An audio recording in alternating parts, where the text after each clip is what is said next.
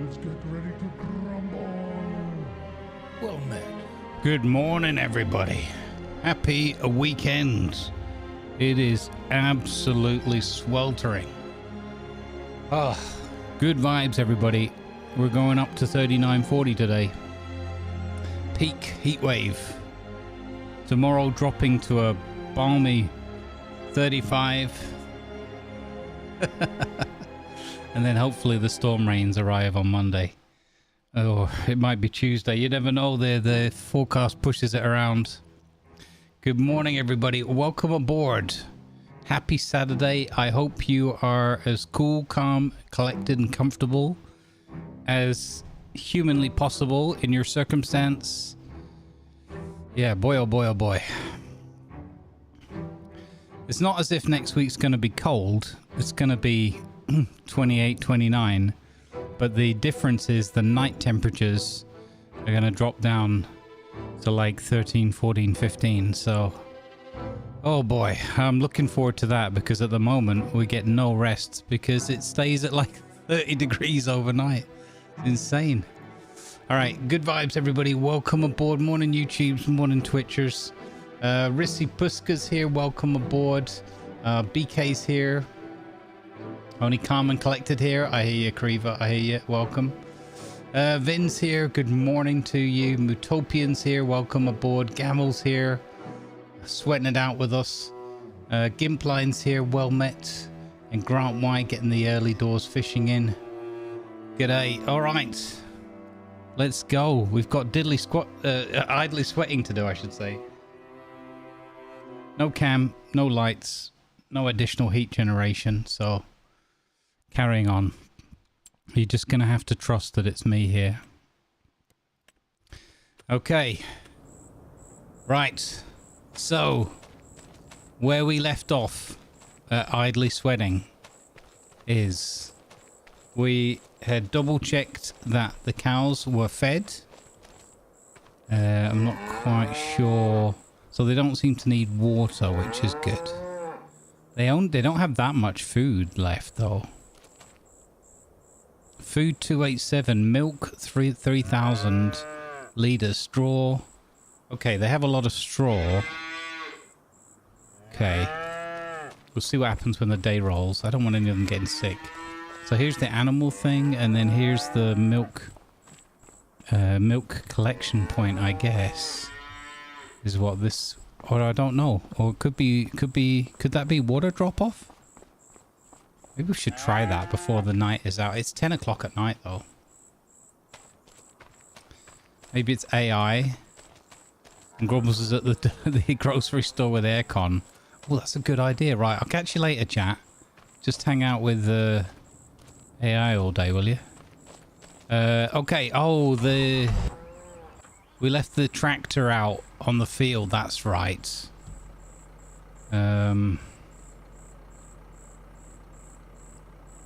Because I couldn't see and I couldn't breathe no more. Okay.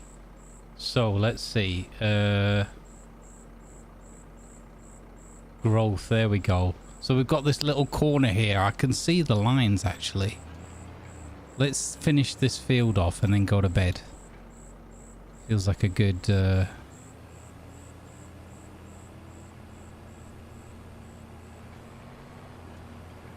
feels like a good gamble. Is it lowered? Hang on.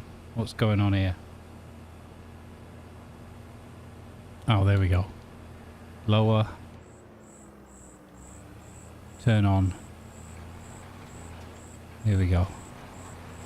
We want to get obviously as much out of this field as we can later on when it comes to harvest. I do have a slight problem here though because crop damage. Oh yeah, okay. I guess we're just gonna, well, I mean, if we keep the seeder on, then what we drive over we'll replant, right? Okay.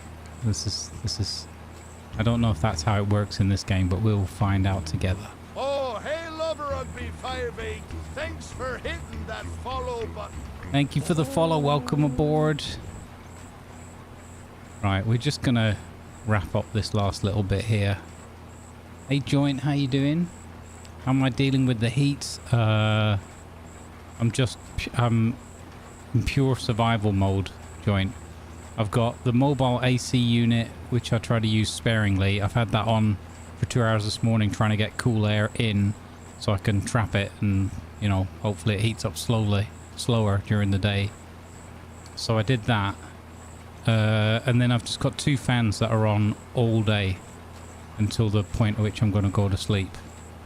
Because I don't really like leaving them on like 24/7. Okay, there we go. So, raise that up. That is That is field number 5, fully planted with canola. And that's only used 5% of our seed as well. That's great. Right, we've got to find a way out of here now. I did raise it, right? Yeah, I did raise it. I can fold it as well, though. There we go. There we go.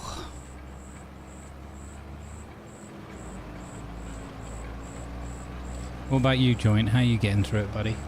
Got annoyed at my brother yesterday, says Gamble. He said he liked the heat, and I told him it's only as he works nights and spends his day laying about in the garden. Wow.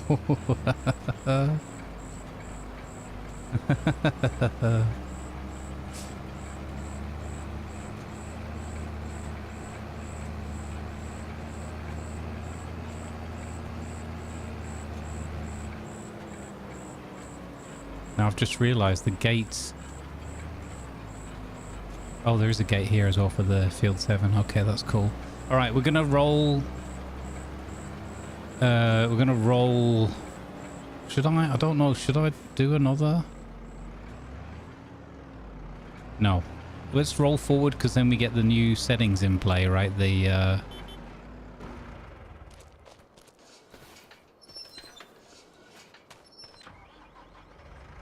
Oh, crikey, that actually hit my... I didn't think that was going to hit the tractor. God. It really is Clarkson's farm. I wonder if there's a setting to leave the lights on when you get out, even if you have the auto engine stop. I never... It's the right-hand side of the fence you've got to do, right? That bit.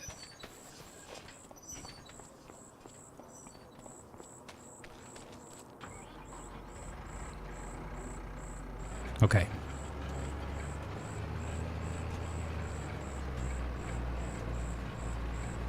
I'm very happy with the new seeding machine though. So we're going to put canola in field 7 now. Well, the tractor, we really do need more power.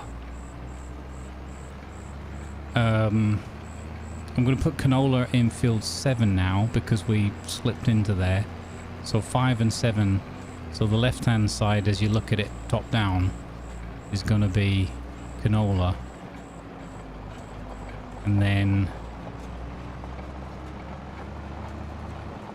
and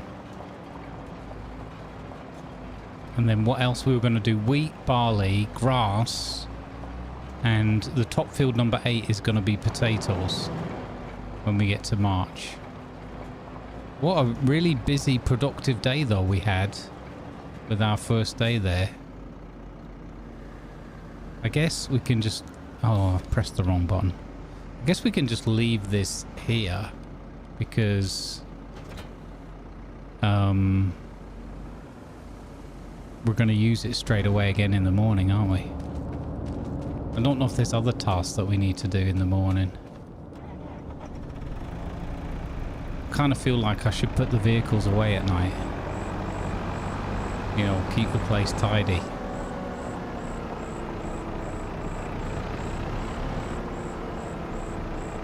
Not yet. We've run out of daylight, so we're gonna do that in the morning.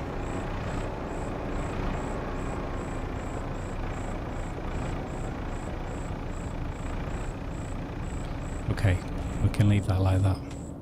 All right, there we go. That's day 1 on the farm. Let's yeah, save it, and then we'll roll forward. Yeah, so we were talking about that yesterday, Joint, and I suppose, yeah, might run down the batteries quite quickly with so many lights, right?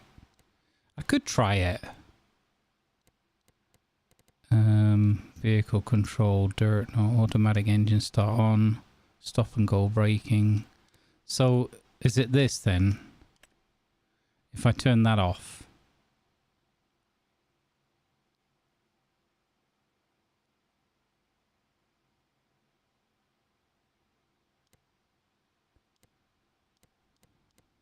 Yeah. Okay. All right. I'll try it and we'll see if I get on with it or not. But I might hate it. What time do we want to get up tomorrow? I think we're getting up a little bit earlier. Okay. Your parents' 66 and 76 ceiling fan broke. And they got a new one. As parents are, they asked me to put it up, but only when it was cooler. Of course, I rushed over so they can enjoy it right now. Nice. That's good. 4 a.m. like a proper farmer? Yeah, you're not wrong. We should have worked through the night. Okay, so 1st of September. This is going to allow us to plant the next crops as well. So now we're up to...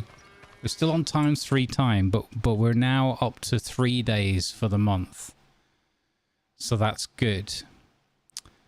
Okay, let's have a look at the... okay, it's not too bad. I think we did an okay job. Needs lime, needs rolling, it says. Okay. Well, we can't roll it now. We'll crush our crop. So anyway, we're ignoring that for the first year, we decided. So... I think the plan was to do grass down here. And then it's canola, barley, wheat, potatoes. Yeah. Okay. Let's go check on the chickens, see how they're doing this morning. And then we'll check on the cows. A bit worried about the cows. Hang on a minute. I need to check my finances because I'm bleeding money somewhere. Oh, it's because we've got all the greenhouses running, right? Property maintenance costs, new hand tool. Yeah, that's fine. Production costs. That's it there. Okay. We bought seeds. We bought fertilizers. We had water. Wait, water costs? Oh, wait, what? I got my own water out of my own pond. What's that for? Miscellaneous, 3 grand. Miscellaneous? Did I spend 3 grand on miscellaneous? Don't know. We'll see the chickens. Hello, chickens.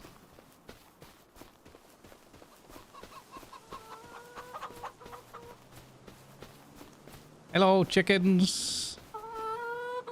How do? You've got loads of food left. You're 100% healthy. Oh, crikey. Very excitable. Okay, that's cool. And we've got eggs. Guys, we've got eggs. What? We've got eggs. 69 kilos of eggs. Oh, you couldn't write this stuff, could you? You couldn't script it. Nice. Wow, our first month's production was 69 eggs. That is amazing.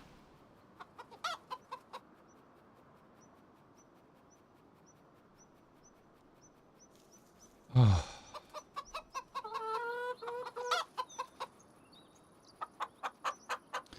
That is amazing.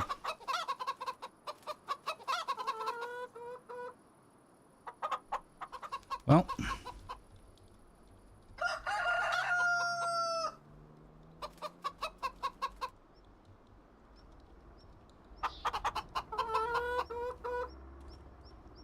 One second, I'm just posting this in the Discord chat because I think that's hilarious. 69 kilos of eggs. Beautiful.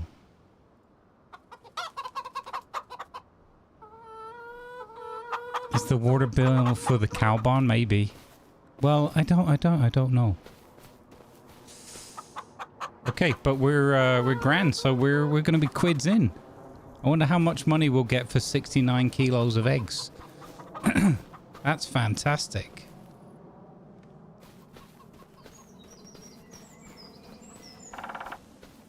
I'm just gonna check.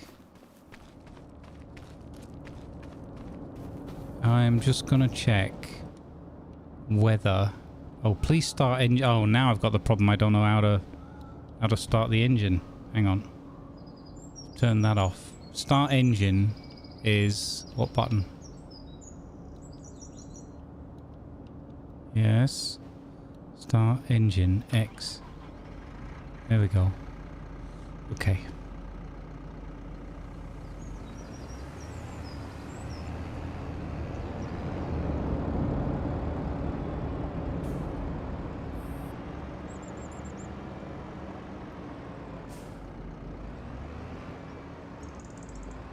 Let's see.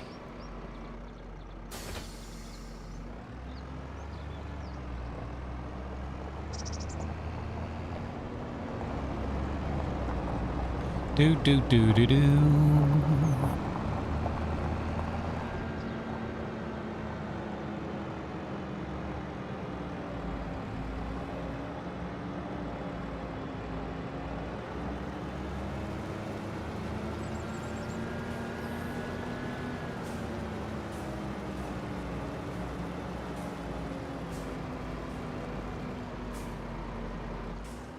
You recommend doing the grass, so we could do the grass on field number 8 at the top.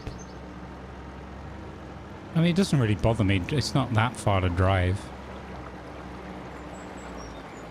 Or am I missing the point?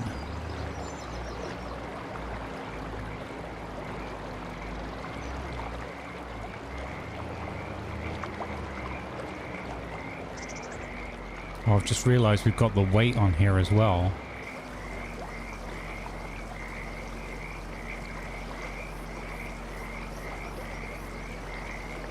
I don't like that when you minimize that Alt F1 to minimize that HUD there, you then can't see when it's doing things like refilling. I feel like it should be a dynamic thing that... Oh, I suppose it says on the right hand side, doesn't it? Okay, I need to look at the different indicators. Never mind, forget what I was saying. I forgot that we've got the weight. This could barely get up here before, and now we've got the added weight on the front.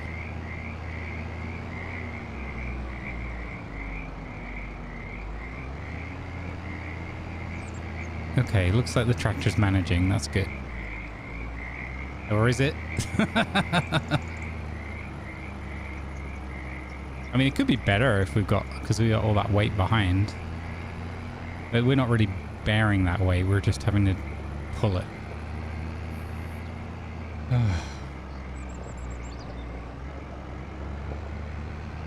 I mean, the other thing, if I did the grass at the top, it's just that one field, right? So I don't know if that's going to make it easier for like picking the grass up and everything afterwards. It does look close to the ground, doesn't it?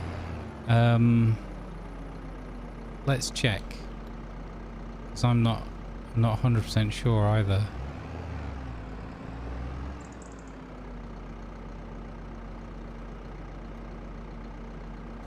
Oh my god, you're right.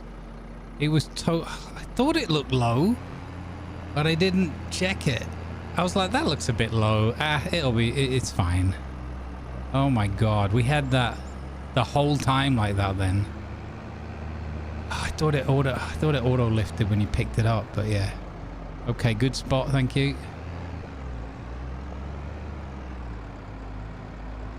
Now we've got to see if we can get around the back of the cow shed. I'm just going to leave that thing up on the top left corner. It's not that annoying. Well, that said, somebody said on the YouTube comments that scroll lock might hide the HUD, but that doesn't do anything for me. Oh, that pauses the game. Okay, that doesn't do anything. Yeah, no. There is. I can't find the mod that I'm using, the HUD hider. I can't to look it up on the farm. Let me look again. I can't find it on the farming sim mod lists. Try it one more time. HUD.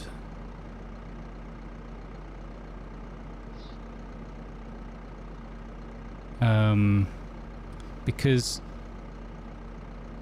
it used to be that I could program a key just to turn the HUD on and off. And that would be perfect, rather than having to go in that menu all the time.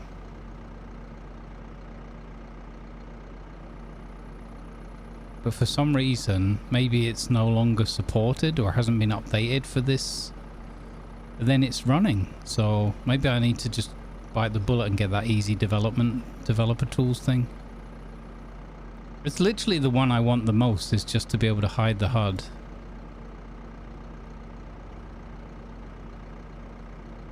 No, I don't see it anywhere. That's weird, that is. Okay. What was it? Yeah.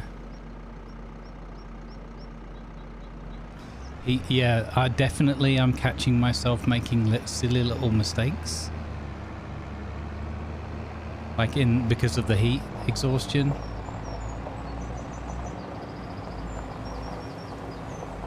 Definitely experiencing that. Like just tiny little things, like I said with the little bread story, the anecdote the other day.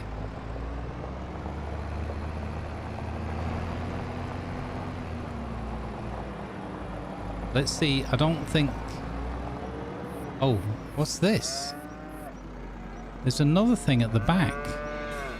Oh, this is manure. Okay. Okay, so that's where we get the manure, at the back of that barn. That's cool. I think this is milk.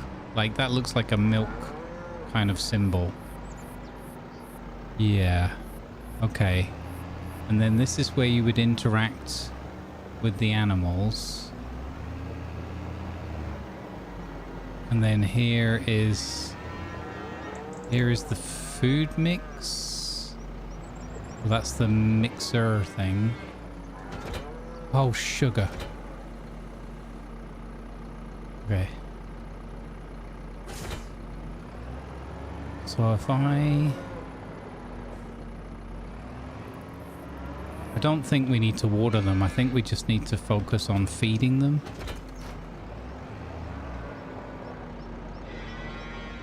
Well, there is a water there. The water basins are at the back there. Maybe we should check that area too. Okay. I'm just checking. I'm just trying to be thorough, and we'll just check everything.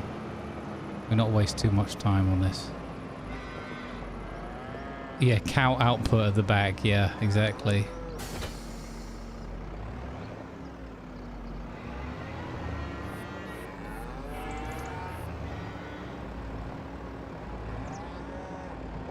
Yeah, this is not, it's not one of those tipping drop-off point things. Okay.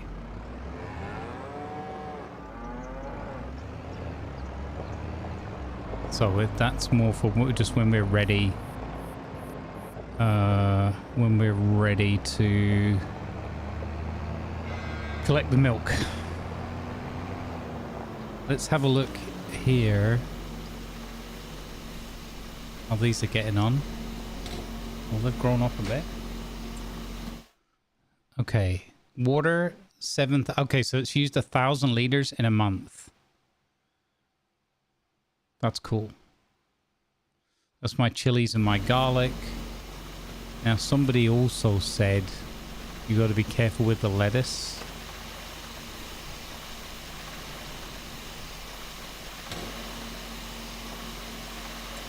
Hey, Cockntor, this is the Clarkson's Farm inspired Chipping Norton map. I just did the normal starting farm 100 grand, and this is a really cool setup.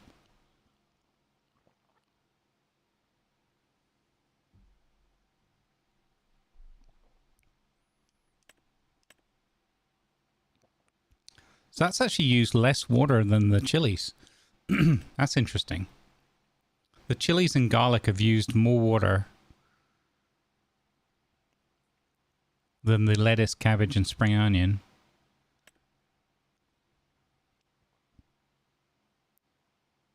And then the least water for the most output, although it's all 2-3%. But yeah, the least water for the most output is the strawberries and tomatoes hot. Interesting. Okay.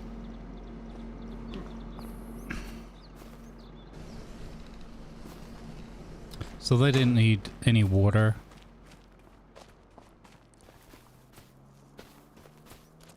This is water if we put the cows out to pasture.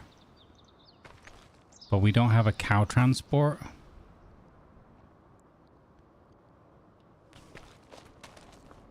I guess we could just put some water here anyway. Since we've got it. It's one less task to do next time, isn't it? Yeah, this map is really cool. I'm really, really, really enjoying the Amazon series, the Clarkson's Farm.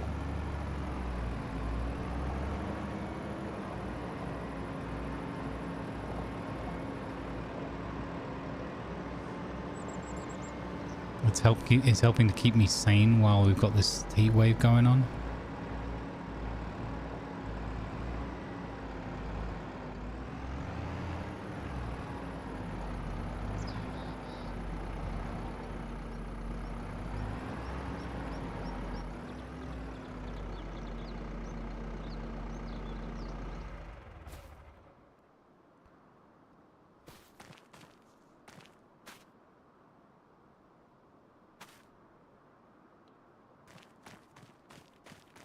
Oh, so this is just a food thing? They don't need water? Huh. That's confusing. Should I be moving the cows out for I know they have to come in for winter. I mean, we've missed the whole of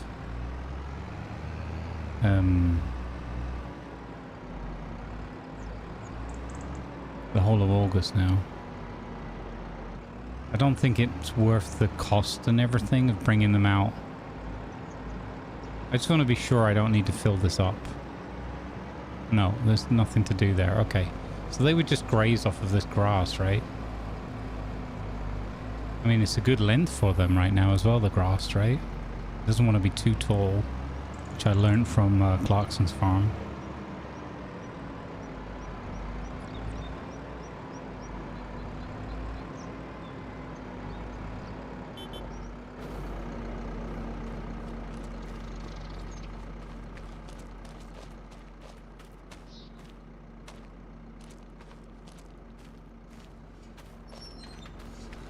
Kind of wish you could just... I suppose it doesn't work like that. It probably would work like that. Just calmly walk the cows across. That'd be pretty neat.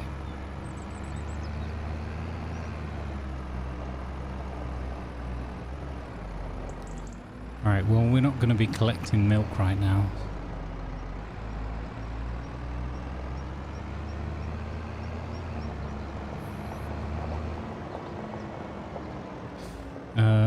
Okay, I want to check...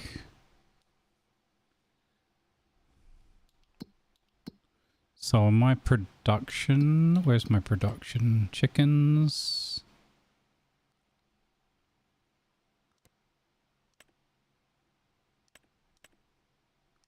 Oh, reproduction 50% as well. Okay.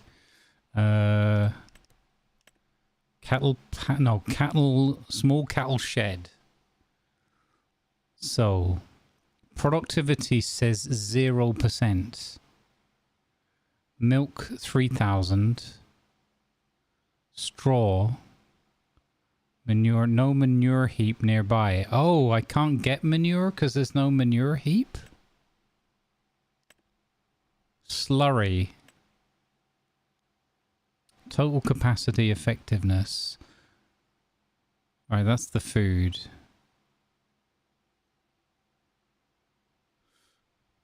I'm kind of worried that they're not fed and stuff.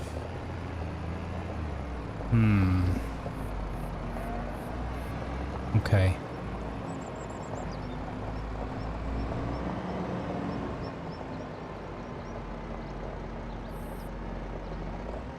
Oh, I've got to do evil reversing with this. It's not going to happen, is it? We'll just straighten it up here. Perfect. Get that nice and straight, and then we just back it up. No, why are you turning? Don't turn. No, it's doing it again. No, I've made it worse.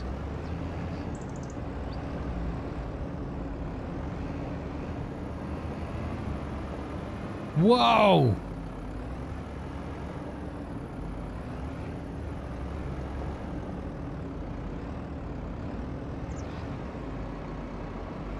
What is going on with this thing?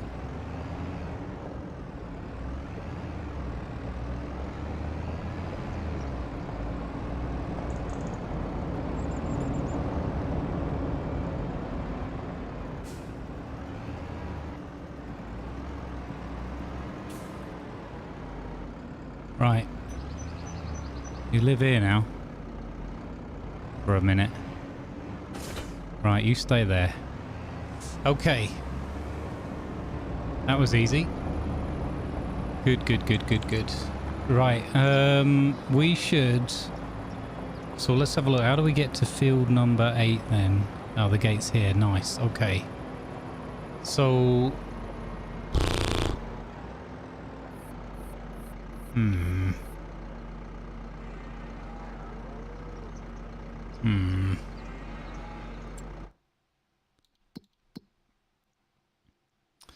Right. So, canola 7.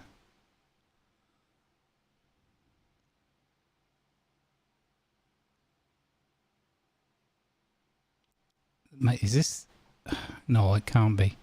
I think I'm still sticking my plan. I want to see my potatoes come up here. So I'm still going to stick to my plan. Oh wait, no, I do have stuff that can plant the grass, right? That seeder machine can do it. I think. Yes, grass was one of the things that we bought for, yeah.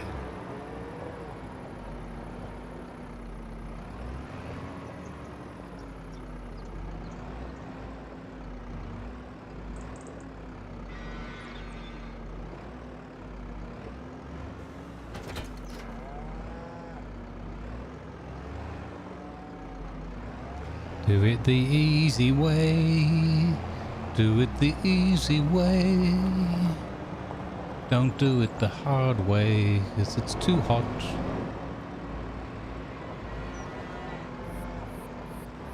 There we go. Don't work harder. Don't work smarter, work harder, as Ivan would say in Rusty Buckets.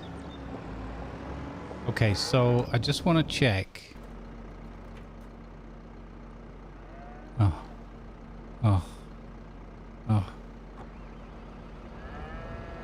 I've already forgotten to turn one engine off.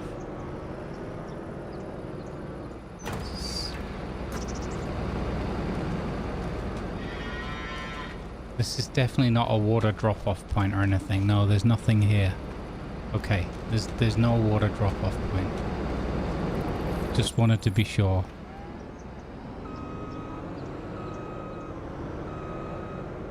We might have to do a couple of contracts today because I need the money. I remembered to turn the engine off after getting in and out a couple of times. Okay.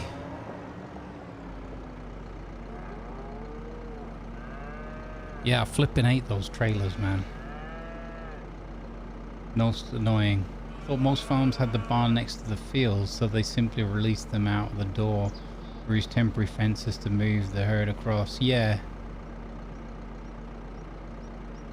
Yeah, it doesn't have the temporary fence thing. I wish you could put... I mean, maybe there's a mod for it.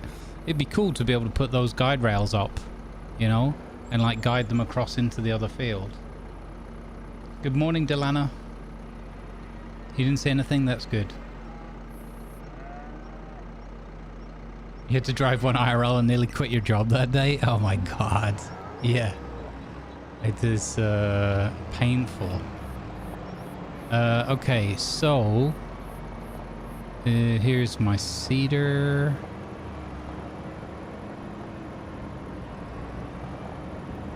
So let's crack on. Let's get some let's get some stuff planted. So we're gonna have a big day of planting today. I think that's gonna... Whoa, sugar! Okay, nobody saw nothing. I didn't accidentally fall out of the tractor. Okay, so we're gonna do... Hang on, let's have a look here. Select seed. So long grain rice, oilseed radish, grass, peas, spinach, wheat, barley, oats, canola. So yeah, let's do field number 7 with the canola again.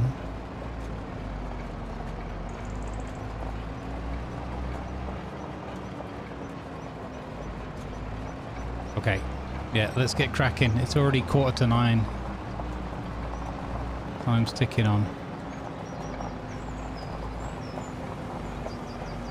So the gate was at the bottom. I mean, it's not that much of a mess up with the canola. I could still stick to my original plan, but, you know, we've started so we'll finish in a Magnus Magnusson kind of way.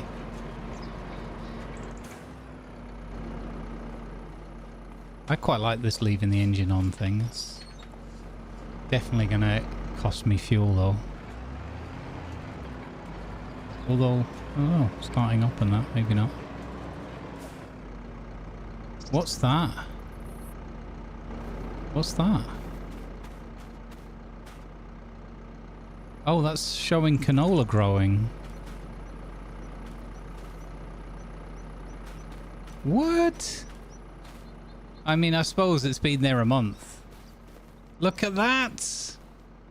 Oh, look at that! Oh, we did that. We made that yesterday. Oh, that's so cool. We made that yesterday. Okay, I'm gonna see if I can just get this one patch here.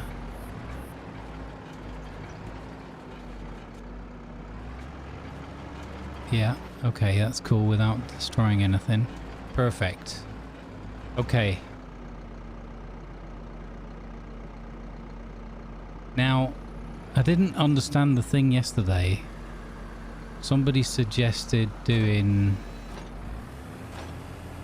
Somebody said to do the headerland. Oh, look at me destroying my crop already.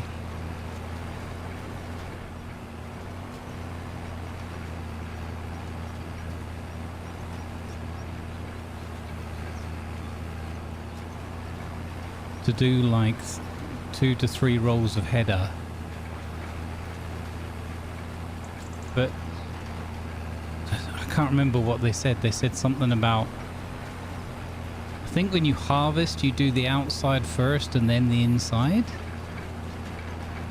and then when you're sowing you do the inside first, so you're only turning on the field, so you skip the outside.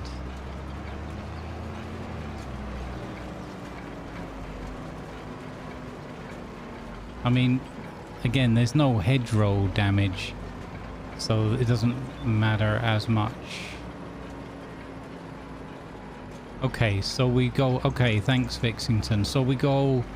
We're going to leave the outside line there.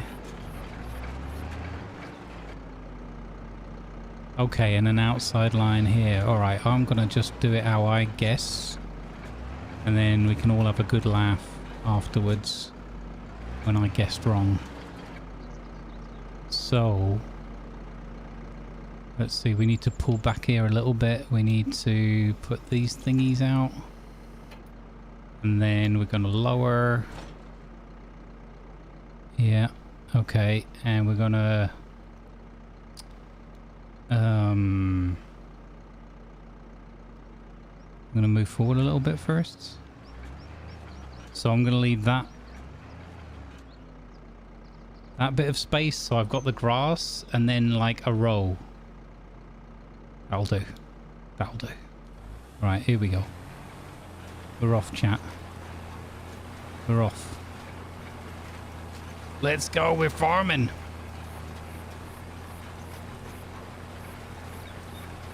I could, you know... No, you can't have both sides out of one. Okay. Okay. I was thinking I could use the other one to mark the line. But I'll have to eyeball it. We're just going to have to eyeball it. That's fine. Again, if we get most of the field covered, I'm happy. Look at that bit up there that where we went through an autopilot yesterday. I thought the game was paused while I was in a menu, and we just drove through with the cruise control on, and luckily it just went straight up. Luckily the files were like more or less in a line, and you could just see where I cut up there, wasting a whole load of seed and fuel.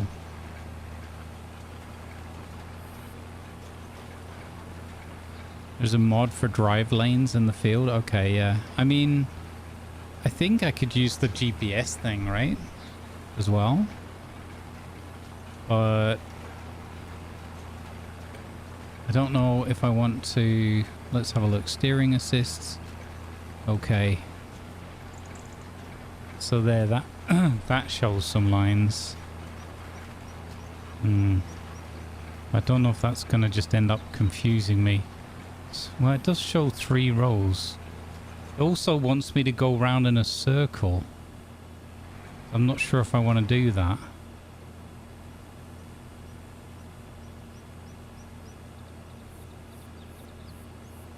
Yeah, I get. I understand. Yeah, I was just thinking. It just made me think about having a look at the GPS. I don't know if I like this being on. No, I don't like it being on. I've decided. Okay.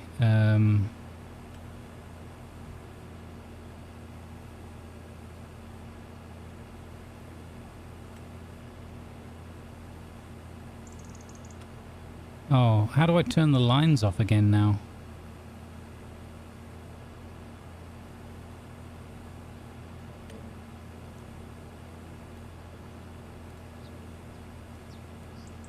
I'll show lines on or off. Off. Okay. There we go. Alright, I'm gonna just do it my own way.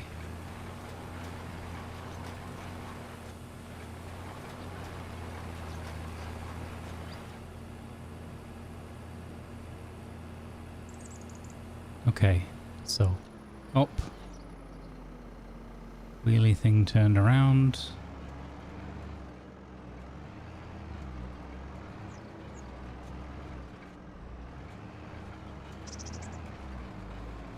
Ooh, okay. Okie dokie. Here we go. So, and then, so we're leaving these couple of header lines or whatever, that's fine. It's gonna be fun, this. Doing it my way.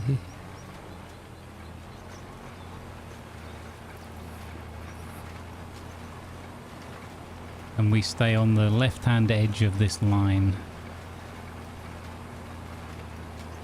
Looks pretty good. Much easier going downhill.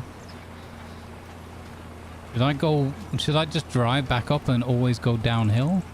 That might save us quite a lot of time.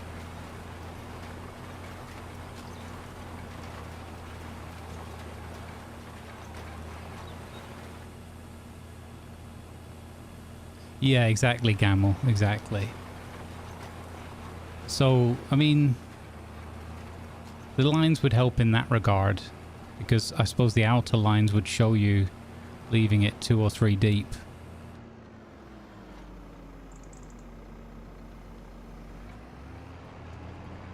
Just got to remember to lift that thing up.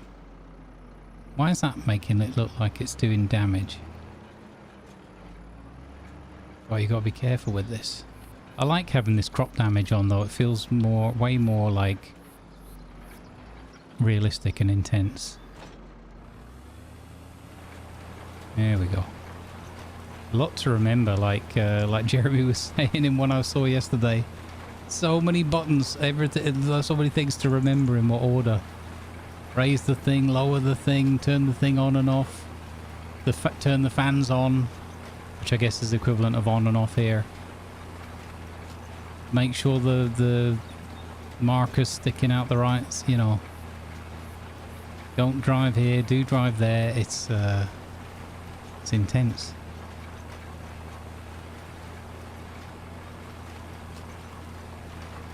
.28C in your room right now, and my brain is like, let's have some hot coffee. Yeah, I made myself a cup of tea about 3 hours ago, and I'm just sipping on it a little bit at a time.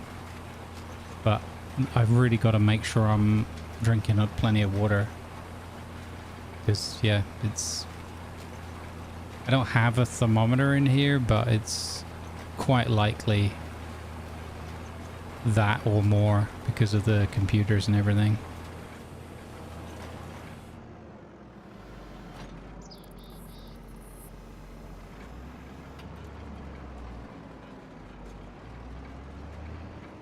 Yeah, this is a lot easier with the turning when you leave the header like that, for sure.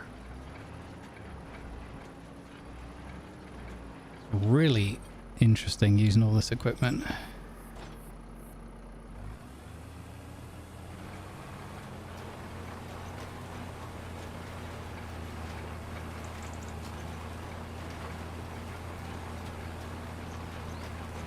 A little bit too close there, I think.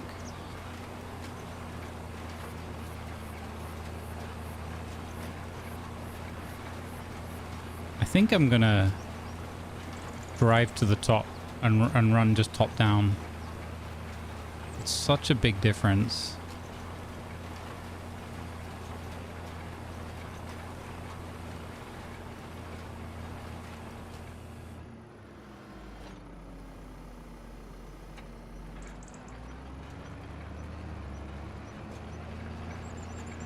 Meow.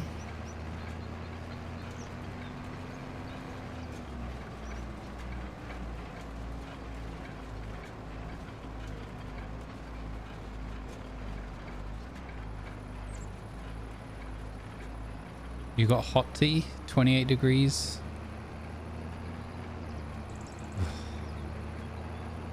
It's like living in a sauna.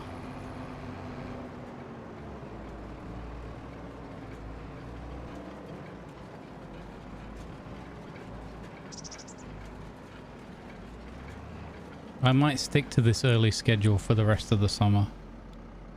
I think it's going to be the way.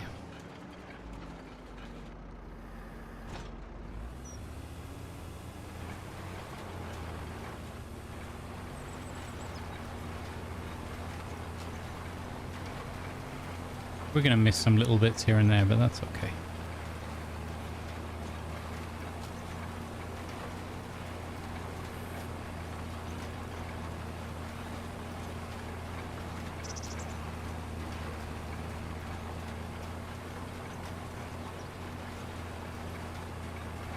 Yeah, I just go by the feel, you know. I wanted to have a coffee today, but then I was like, you know, I'm not feeling coffee. I'll make myself a tea instead. Oh. Hey Lima, you got cold iced tea for later? Nice. I did do the cold coffee yesterday. We're not getting that much speed uphill. I mean, it's double.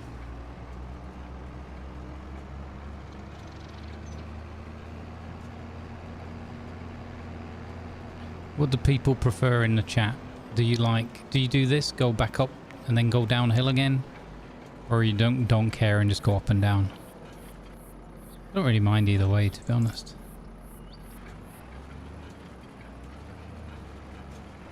Okay, we're gonna go from here, turn on. Hey Lima, how are you, buddy? I'm gonna use the cruise control again. Oh, it's a bit early in the day, 11 o'clock in the morning for sweaty hands on the controller, man. Oof. Weather is just mental.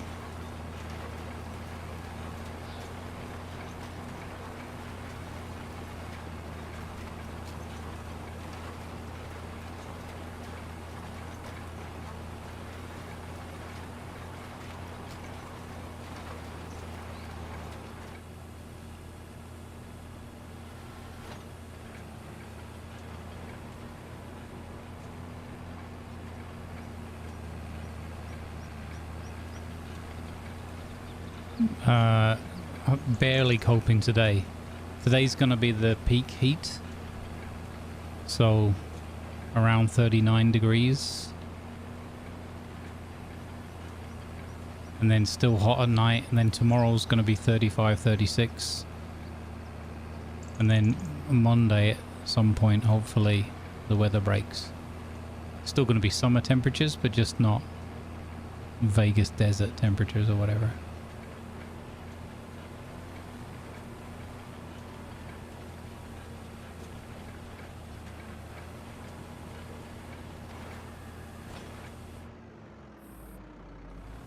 I forgot to turn the seeder off there.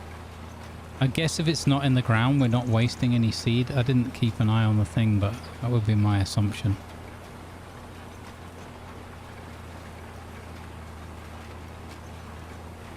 I will never complain that it's too cold.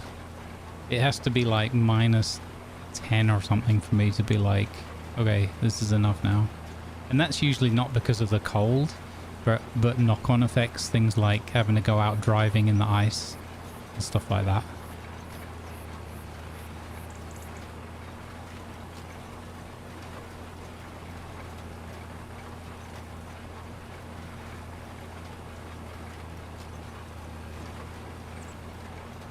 Like, I really feel for anybody that's got to work outdoors. I mean, it doesn't really matter your circumstances. You're either coping with the heat and your body and mind are doing okay with it, or you're not. You know what I mean? It's not a competition. I do feel that it is chipping away at my sanity a little, but we'll get there. We'll get there. 2 more days of this crap. More importantly, 2 more nights. 2 more nights of disturbed sleep.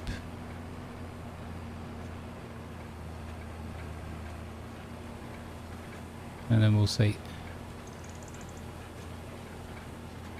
Alright, dropping down. I think this is working quite well. I'm quite happy with this. Like, from the GPS thing, it doesn't look like we're missing too much on where we're deciding to seed. And then we just have to do the edges. It's true. We do all like a good moan about the weather.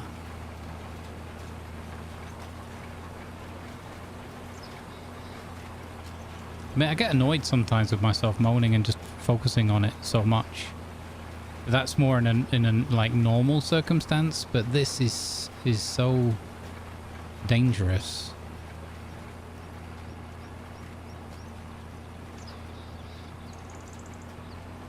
Like, I'm so lucky. Well, lucky, and you know, obviously what I've worked for. And oh, no, we're not doing that way, Grumbles. You see that? I just nearly. Oh.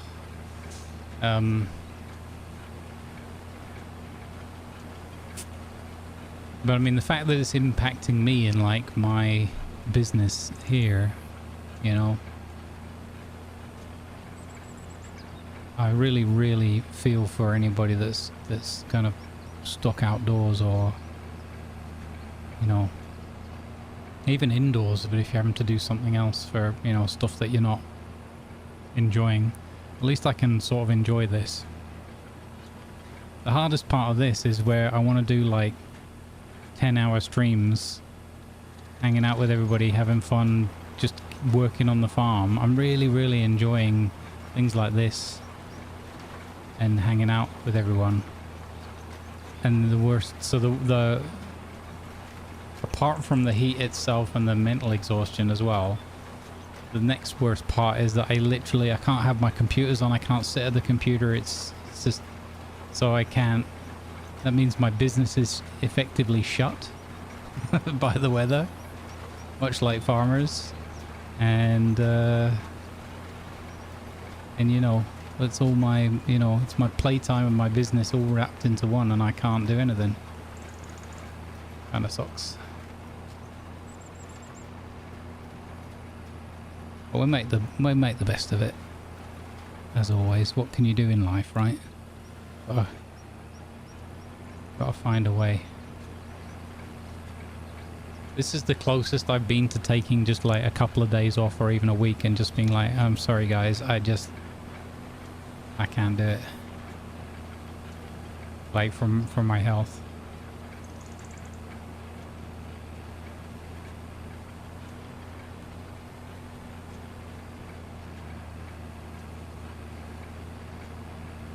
No, exactly. I'm grateful I'm not in a 45-degree bus cab. Yep. Oh no. Who put that wall there, guys? I didn't see it. You see that wall? It snuck up on me. Okay. We have a bit of a problem here. This is full on Clarkson.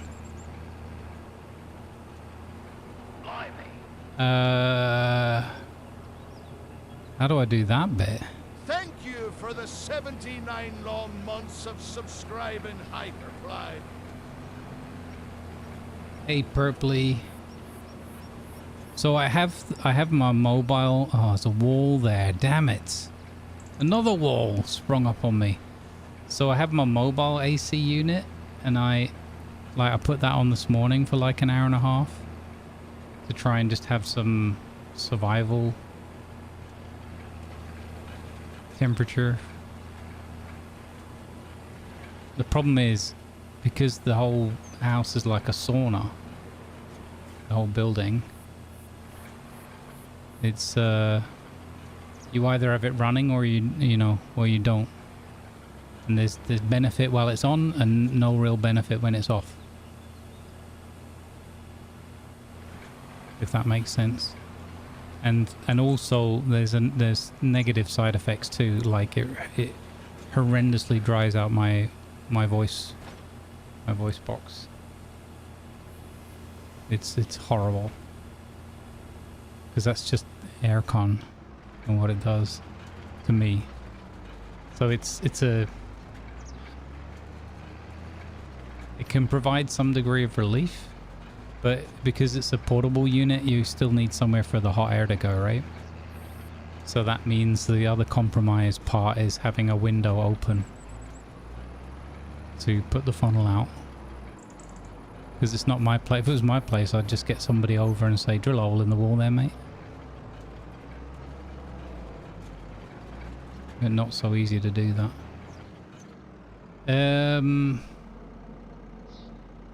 I think I try. That wasn't even on that. Oh my god. Okay, here's what we're going to do.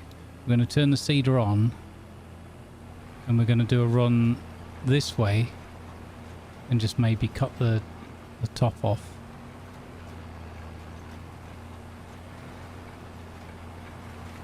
And then we'll come back on ourselves and we'll slice through it again and go back down. I guess at this point I'm not really damaging the crop per se, rather I'm just wasting seed because I'm replanting it again, and that's okay.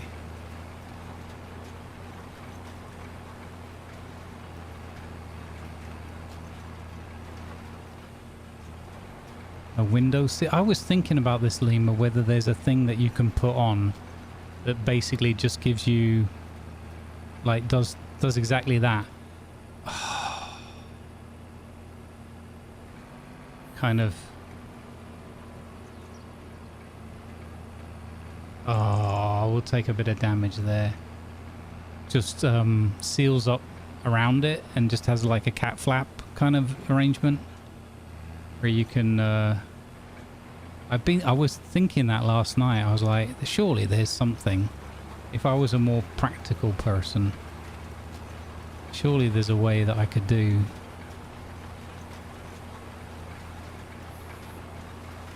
I have one north-facing window that gets a little bit of sun in the morning. It's probably like northeastish a little, and then like for the rest of the day, it could be the equivalent of slightly ajar, if that makes sense. This is making right pig's ear of this. Okay.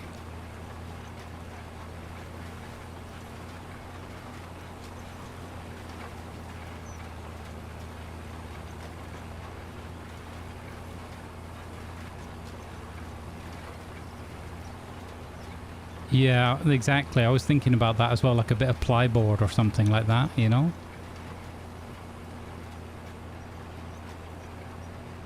I'll have to have a look into that. Because that could be a game changer.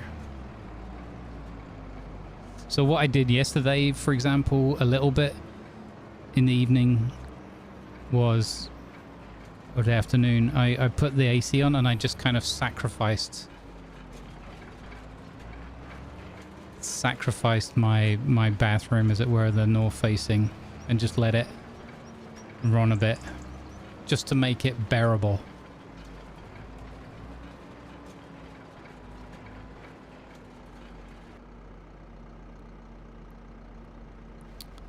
But yeah, very, very inefficient. Oh, I'll have a look into that. Thanks, Lima.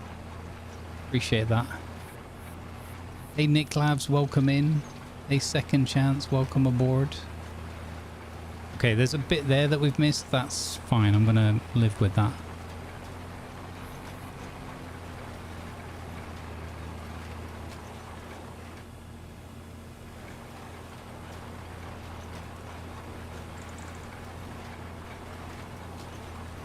Oh, that's cool. That sounds good. Yeah, I don't know why. It just, yesterday I just had the thought, you know, if I had something like a board and then like a cat flap sized hole.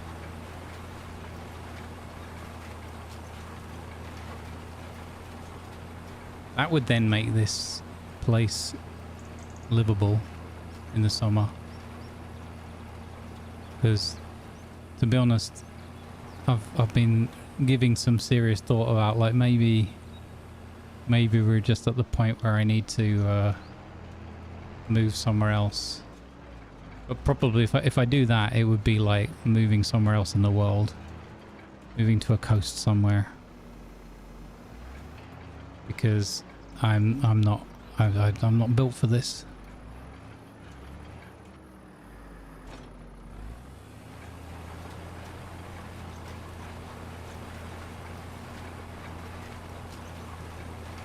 Wait.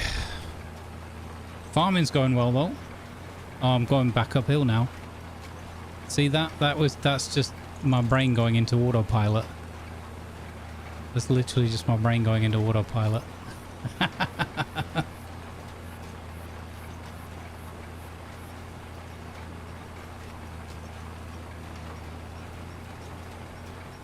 That's cool, Lima. Yeah, I'll have a look into that after the stream.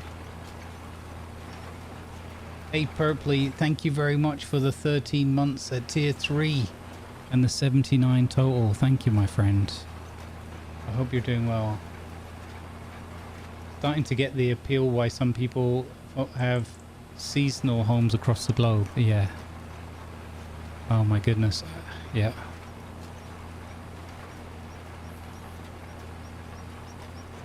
That's what I need, a little holiday home. You know, when I went through a lot, like, traveled along and around South Africa a bit, I think they call it, I think they changed the name. When I was there, I think it was, I'm not sure actually on the timing here, but I understood it to be Port Elizabeth, but I think now they call it Nelson Mandela Bay. I don't know what that does in terms of damaging the seeds that I've planted. Unclear. And that is, for me personally, one of the most sort of beautiful places I've ever experienced.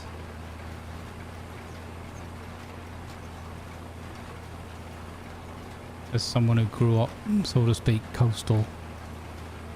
Just absolutely stunning.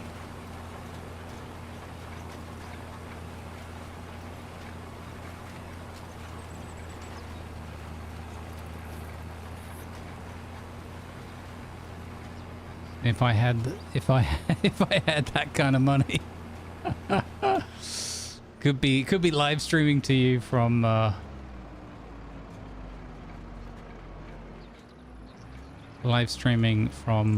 beautiful South African coastline or something. I don't know how to do all of this. We're just gonna go for it. I'll do the edge now and work my way into this last little corner.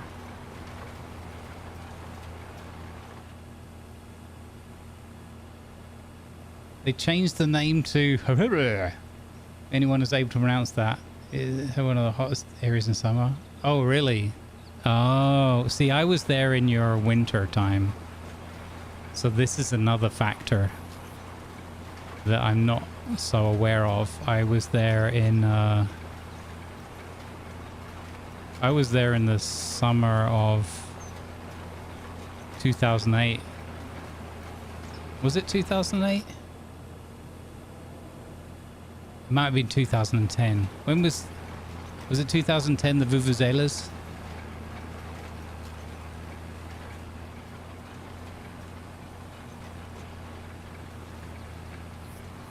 The football World Cup thing?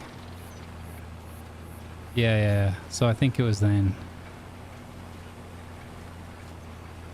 No, it can't have been then. It must have been before that. I can't remember my own life story now. Anyway, it was somewhere between 2000... I think it might have been 2008 that I was there. Yeah. I don't know. I genuinely can't remember right now. But in any case, I spent about 3 weeks doing a bit of a grand tour of SA because one of my really good buddies from work at the time from London was a South African, and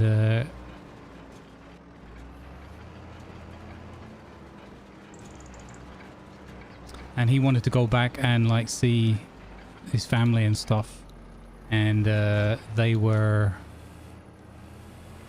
spread all over the place, and then we were just chatting about it at work, and it was like, well, you know, I'd love to see your country, it looks amazing, but I also don't want to get murdered, no offense. So, and it's like, well, I'm gonna go there and I'm gonna go and visit some old like friends of mine and like schoolmates and you know, just and family here and here and here. And so we were just like looking on the map and talking about where we could go and everything. And it just turned into this. I was like, well, what if we just like hired a car and drove like from here to here, and then like get a little local plane from here to here and all this kind of stuff. So yeah, that's just what we did. We went all over the shop. I went to Durban, PE, Cape Town, and then, I'd have to look it up on the map. Somewhere where there were, I think it was gold mines. I think that was his wife's family's legacy, if you will. We did go to Joburg, yep, because his wife's parents live there, lovely folks. And there you get to see, you know, you see all sides of things. Like they pick us up, they had their little beaten up old, whatever it was for a car, like an old Nissan Micro, or so I don't know what it was for a car, but it was, you know, that kind of style. And they would have that, and then they would do things like, and I'm not saying this as criticism or whatever, I'm just like, this is just the reality of what I've experienced. I'm just sharing anecdotes. So they would do things like you would hang like an old CD, like from the mirror, and you know, the car had a few bumps and bruises, and you just, because you want to look like you have absolutely nothing, so you're not worth stopping and robbing. And I'm like, okay, like, all right, yeah, that's funny, you're just trying to scare me. And they're like, no, we're not kidding, this is literally survival tactics. And then like we're driving along, and then they stopped, and they were like, you see that road there? I was like, yeah. Well, we can't go down there. Like, what do you mean you can't go down there? Like, no, nobody goes down there. Like, no one at all. You see, and it's like, okay, this is pretty intimidating, pretty intense. So yeah, well, Johannesburg wasn't high on my list of must move here quickly. Pretty intimidating place.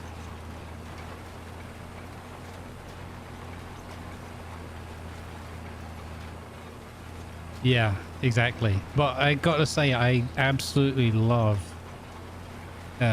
South Africa. Like, just a beautiful, beautiful country. Just with, you know, like most places in the world, a bit of a torrid, you know, twisted and complicated history, to say the least, in many regards, not just the most obvious. And just, yeah, it's devastating what human beings will do to one another. And like, seriously, I've not traveled all over the world, but I've been to a few places, and that is definitely the most beautiful place of natural beauty, because we drove like through reserves and like roads that were like the middle of nowhere, and in the back of your mind always is like, let's not break down here because we might be eaten by a baboon or something, you know, or sat on by an angry elephant. But in terms of just raw natural beauty, it's incredible. It's an incredible place.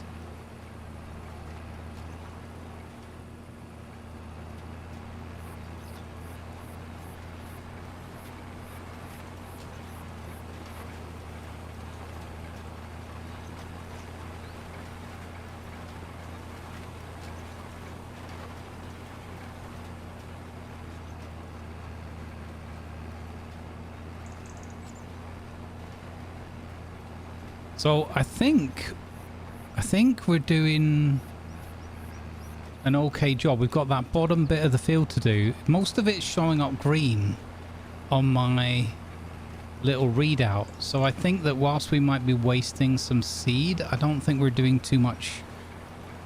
It doesn't appear that we're doing too much damage, because I think that comes in once it started to sprout. So I think we're okay. I agree with you, Purpley. I think that, do you know what happens is that some things get a spotlight on them, right? Because even then, the terrors and woes that man brings onto other man, and I mean that in the sense of human,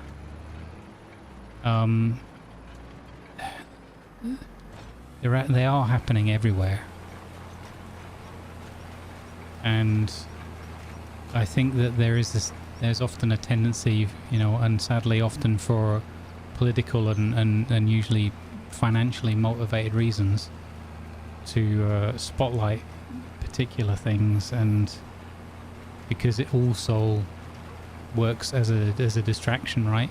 Because if you're looking over here, oh look, shiny, and you're not looking over there where something equally jarring and horrible is happening.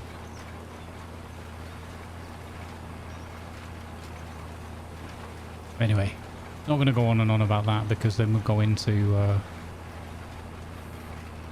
everything's wrong with the world. You've got to have hope that most people, whilst they may be, you know, predispositioned to look out for themselves, you've got to have hope that most people aren't out to get you.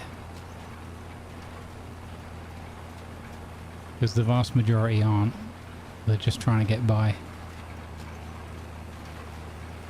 And the one thing I can't stand in particular is where it is the divisiveness of, you know, media and big business. Because they're out to keep everyone separated and highlight exactly what's different and what we might be agitated by someone else. Because that helps them to maintain control and continue their exploitation. Anyway, there you go. So endeth the sermon. I think we've done all right with this field. I'm quite happy. I'm going to try and get this bit here, and then we've got one more row, I think, to go back up.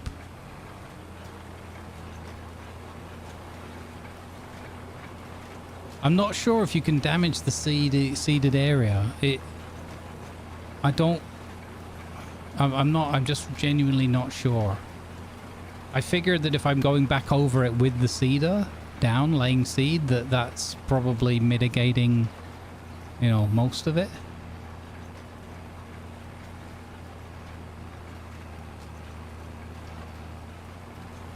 But I don't know in terms of how the game's mechanics work. What I've seen is that with that crop there, you can see I've taken a couple off with the edge there of the machine. So that is what I would understand to be a visual representation of crop damage that I'm doing. Like, that makes sense to me. If it's more subtle than that on the seeding areas, well, then the only way you would know is in your mind that you know you've done it and you've gone over it, I guess.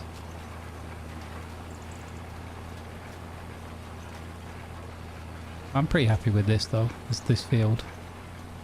So that's nearly 11 AM, okay.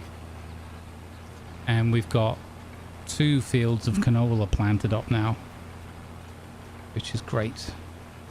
Because that's going to be a good money crop, I think, for us.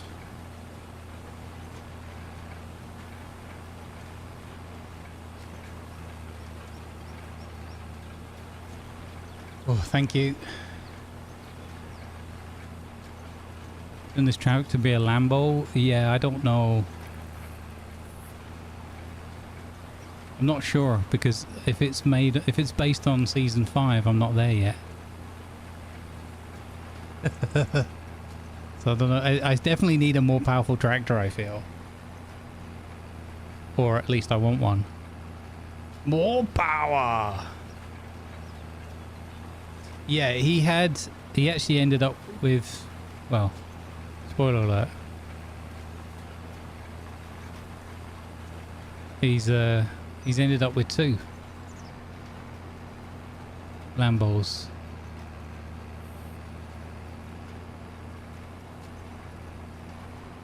Okay, so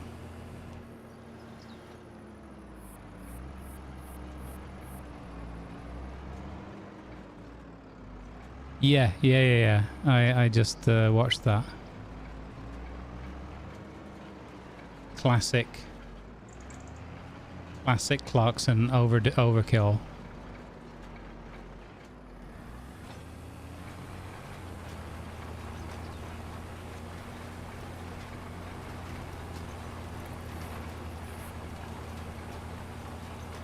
Yeah, there we go. So we damaged a little bit the edge of that crop there, but I'm not too bothered about that, as I said. Okay.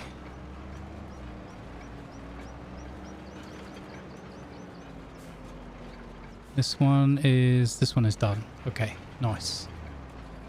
All right, guys. That is... Oh, I kind of want to go out the fence. Now, hang on. So hold position. I need to take a breath and think about what the next step is. Oof.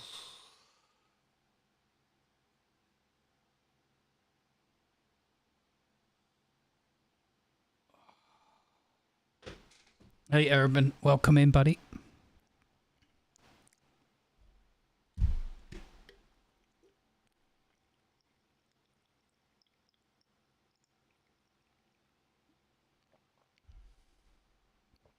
Remember to keep hydrated, folks.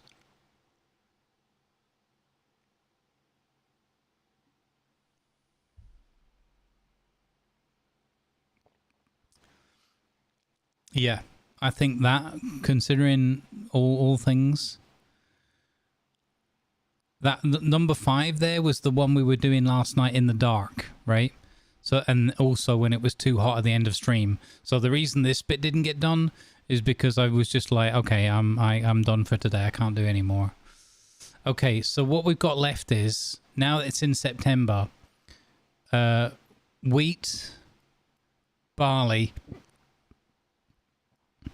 grass, and then in March, potatoes. Hang on a minute. Grass. So grass grows and can be harvested whenever. Should I, if I put grass in the top field number 8 as well, if I put grass up here as well, which is where I want to put the potatoes,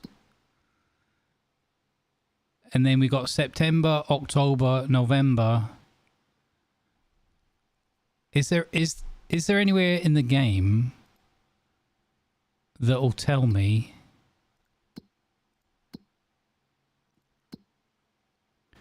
like when it makes sense? So the only thing I see here is you don't plant grass after November. So, hey Val, thanks for the virtual coffee. Yeah, I really like Clarkson's Farm. I never watched it. I wasn't sure because I thought, I don't know, man. Clarkson, I think, is quite funny, but he can be a bit annoying sometimes as well. And I was like, I don't know how that's going to work out.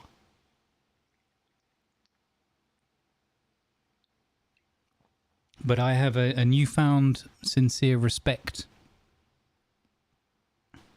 for Clarkson.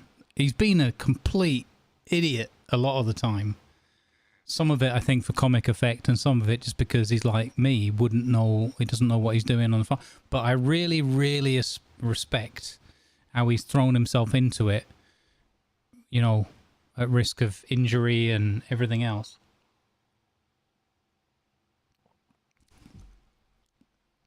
And he's got a couple more miles on the clock than me. That is impressive. And the fact that he stuck it out and he really wants to be there and be a part of it all, rather than just taking, like, cherry picking the sweet jobs and everything.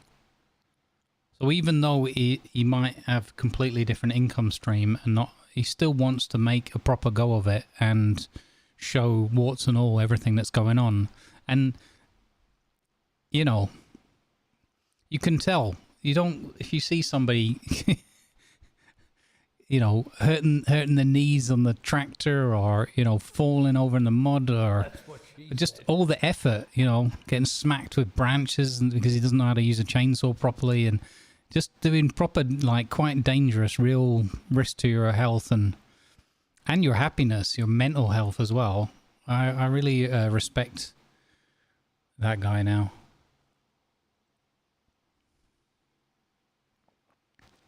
Yeah, exactly. Like, good.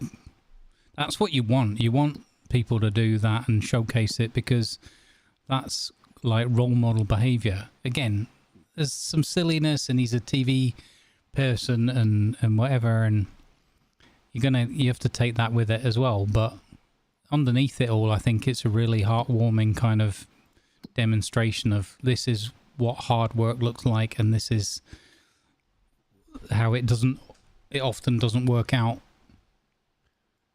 And at the end of the day as well, farming is so important. You know, we literally, I'll go to the supermarket every week, right? Sadly, not a farm shop, but there would be nothing in there either if it wasn't for all that hard work.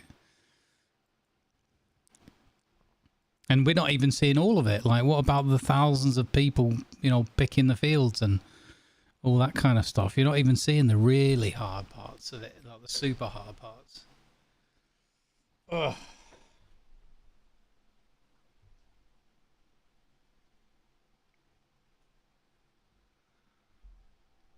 Yeah, exactly. He's trying to showcase it, all of it, warts and all, and I think he's doing a good job of that. And honestly, that's what makes it more entertaining. The fact that it's not all just showbiz and silliness, but, you know, you're really seeing the warts and all. I seriously would have a hard time keeping up with everything he's put himself through. But then, you know, he's got a good team and that around him. So that is it. That makes a big difference as well. But anyway, he's taking the risks and that and going for it. Okay, so right, wheat. So I'm gonna try. I'm gonna put some grass up here, and then grass, and wheat and barley. And I'm gonna, if I plant that field number 8 first.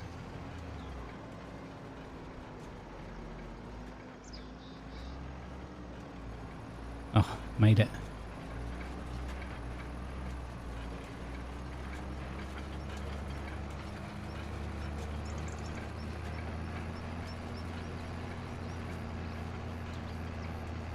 Yeah, that's my plan, Gamel.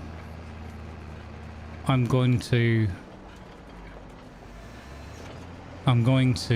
plant grass up here on field 8, and then I'm going to mow it and then sow the potato seeds. So cultivate and sow the potato seeds up here. That's exactly what we're gonna do.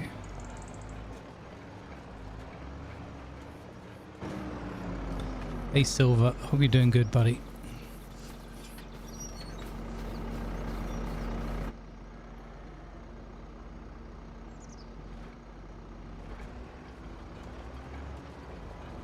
Yep. Okay, so we'll do this thing again where we'll leave the outside. We're gonna try and do the length. So we'll just start approximately here, I guess. And then what we need to do is we need to change the crop to grass. Done. Unfold. Do the little wavy, lower it, turn it on, go. So I'm not this bit of the wavy line wasn't really what I wanted to do. I kind of wanted to do a straight line. Oh well, already screwed it up. But I'm going to leave myself more of a margin to work with now and do the outsides.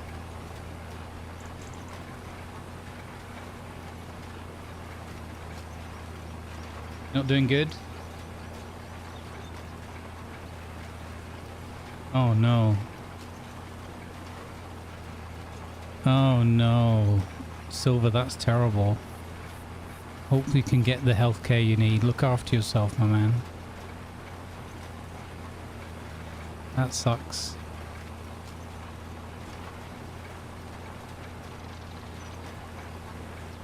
Why? Hang on.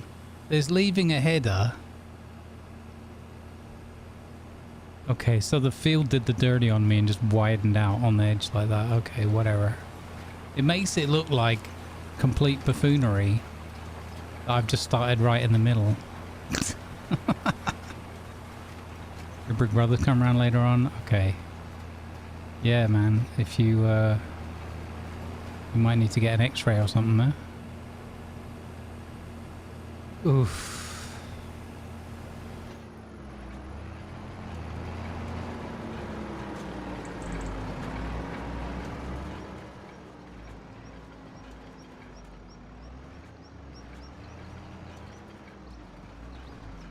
When does it give an indication?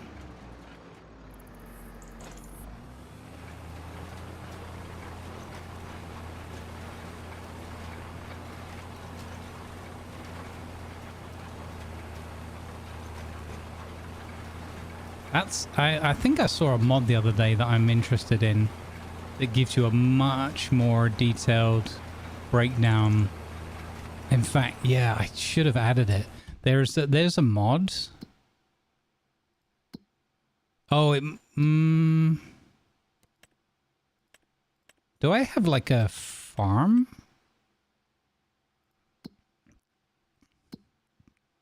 Does it not work like that in like career mode? Like, what's the name of my farm? You don't have the farm management screen the same way you do with the other thing. Huh, okay.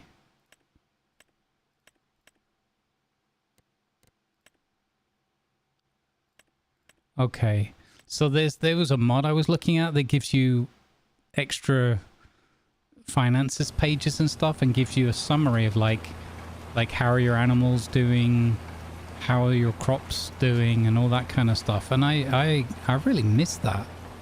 I don't get why there isn't a clearer overview of like your fields and things. I know you can go, I know you go to each of the individual fields, but they seem to rely on unless it shows, does it show like on the overview? I suppose it shows you growth here. Growing. Okay, it gives you these gradients here. Yeah, okay.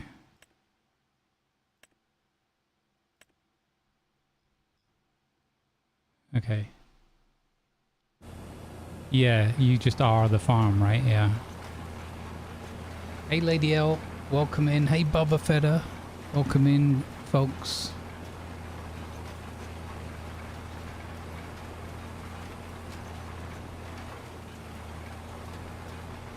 When you harvest the first time. Okay, yeah. Tell you what, I'm happy with how far the seed goes. That is, I kind of knew that, but it's now I'm focusing in on it a little bit more. That pleases me.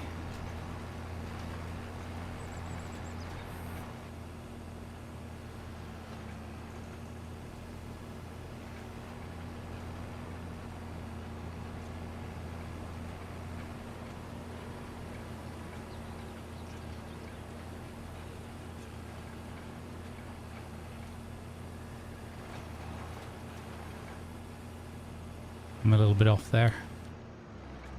It's okay. We can recover that. Yeah.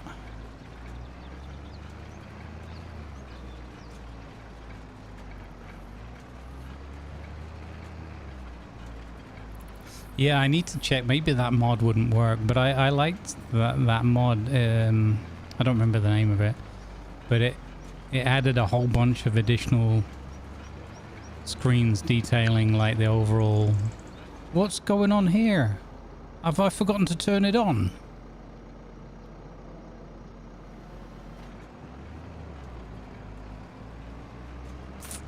Nobody saw nothing. Just a practice run, guys. Just want to make sure the lines were good. Practice run. I'll get my eye in.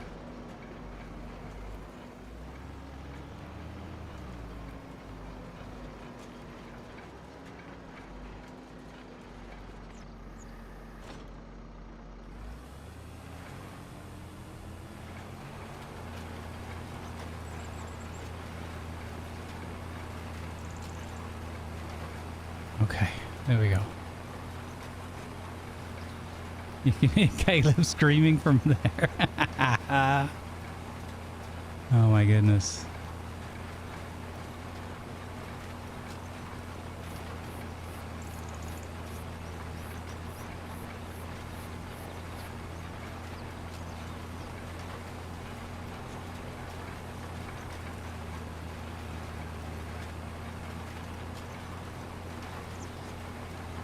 Hey Fridge, welcome aboard, buddy.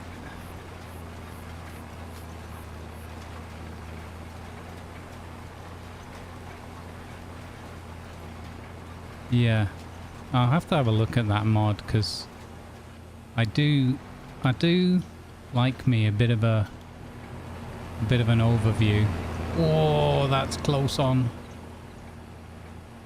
Oof, we're cutting it fine there. Hang on.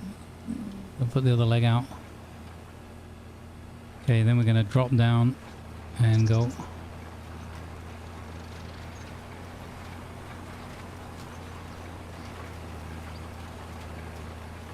Idly squat, idly sweating.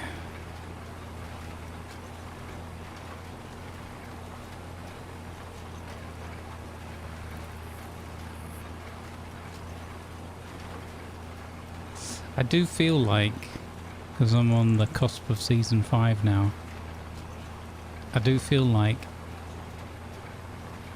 well, I do worry that it's going to get, you know, kind of depressing. Just seeing the state of, well, the state of farming in general. I don't know why.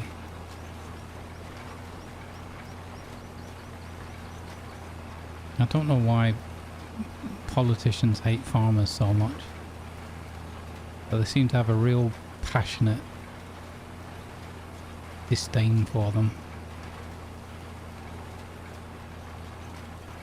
I wonder if part of it is because most of them are, you know, they effectively go into lifelong civil service and bureaucracy, and so it couldn't be further removed from this. And I say that as someone who lived in an office most of my working life, and still sits at a computer now for my office life, if you will.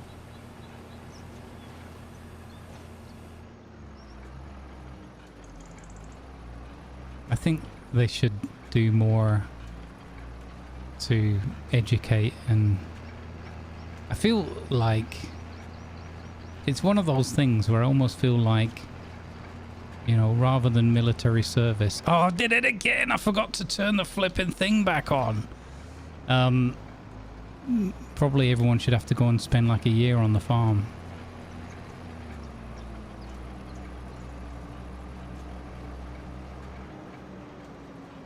Like, everyone. Everyone has to spend a year on the farm.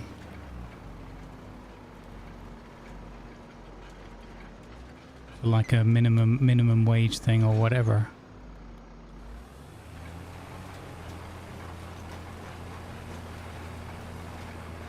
Just so that we all understand it. Even if whether or not you get into it, whether you're any good at it or not, whatever. But just so that we all understand it. Because so sometimes things boggles my mind a little bit, like, and I'm not trying to pit one thing against the other, but there's some things that are so fundamental. You know, we all need food. We all need to understand and respect nature. And we all need to have a bit of a hard time of it so that we know the difference and we can appreciate and help one another when times are hard. I think those are just like universal truths. What's going on there with the edge of that? Oh, because it's the edge of the map, it's all pixely and weird. Okay, That freaked me out because I thought I was like above the clouds. And what's going on there? That really confused me.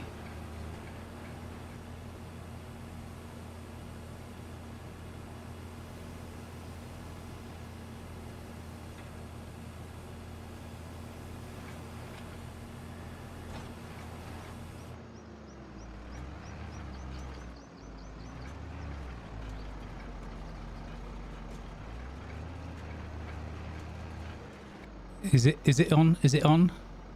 No, it's not on. Oh, how? Sometimes so when I'm picking it up, it's not turning it off. Okay, so then I'm lowering it and it's staying. Okay. So I'm manually turning it off at that point. I gotta stop doing that. Terraced farming up in the clouds, yeah.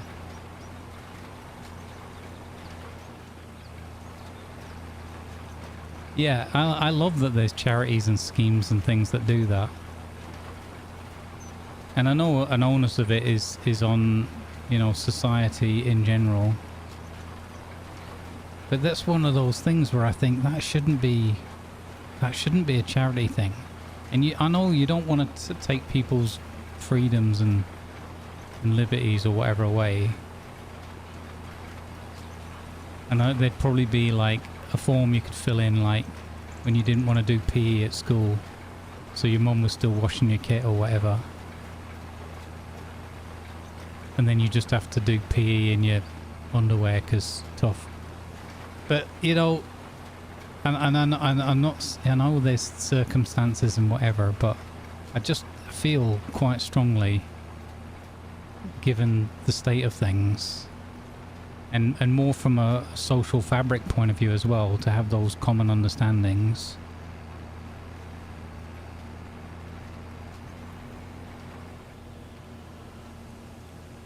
Because I was thinking about it this morning as well in my heat haze. Like, it's a lot of the reason why they try to agitate and be divisive and get us all at each other. There must be a lot of people, like the powerful and the political psychopaths. They must be hankering so desperately. They're agitating every day. They must be so desperate for us to have another World War. World War III. They must be so desperate for it. Because it's the biggest cash cow going. And the best way to rewrite the map and losing control of everything and whatever else, right? And get away with goodness knows what for atrocities.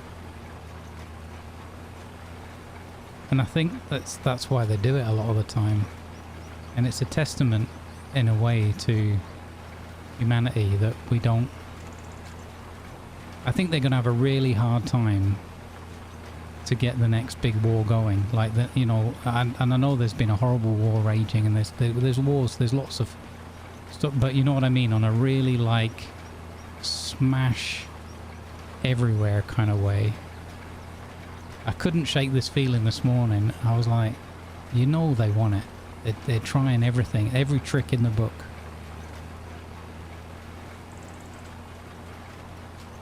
It's what happens. What was that I learned? There was a good phrase I learned recently. I can't remember. I have to look it up again where I got it from. But there's the one about, you know, power corrupting and all the rest of it. And somebody, it's going to annoy me who said it, but somebody said, and I like the way that they put it, it's not that power corrupts, it's that power, I'm paraphrasing, but power attracts the corruptible, or the people that want it and that are more likely to do anything for it and that kind of thing.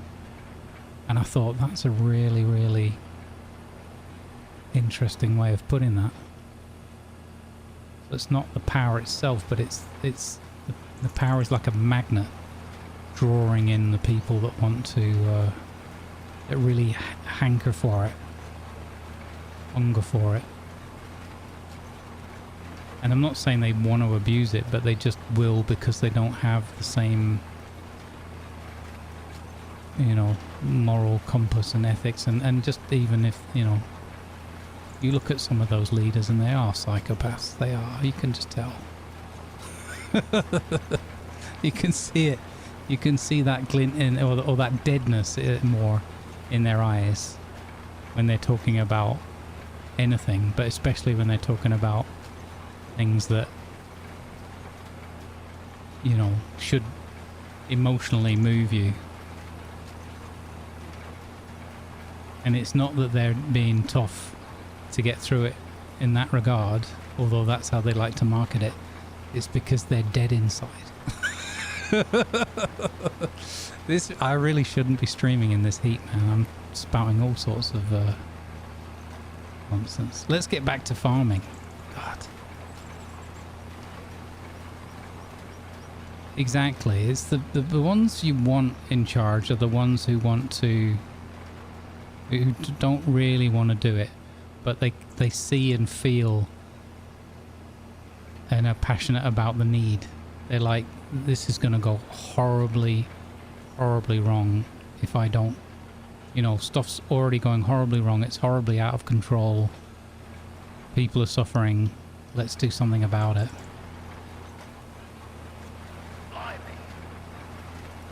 Yeah. Thank you for the 50 furlong. Let's go, Real Slayer. Slayer 1770. Ew, Grumbles, and chat cool wishes in this hot weather. Stay hydrated. Oh, you are so correct. Thank you for the tier 1 and the 54 months. I hope you're doing well, Real Slayer. And also staying hydrated and not too hot. I am really losing the fight against the hot weather.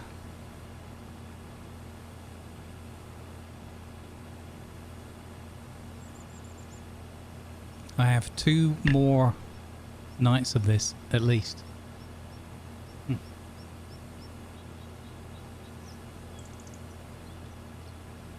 Right.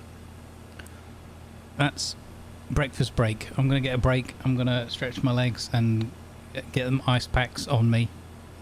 And I'll be right back with you, gang. Again, I hope that the discussions aren't throwing people off too much. Apologise. I'm just speaking my mind. I don't think I'm being unfair to anyone, but, you know, people come here to chill out and forget the world.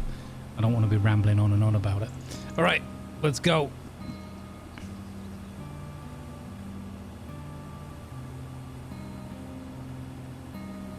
Hey, Lanavar, good vibes, buddy. Yeah, we're all in survival mode right now up north.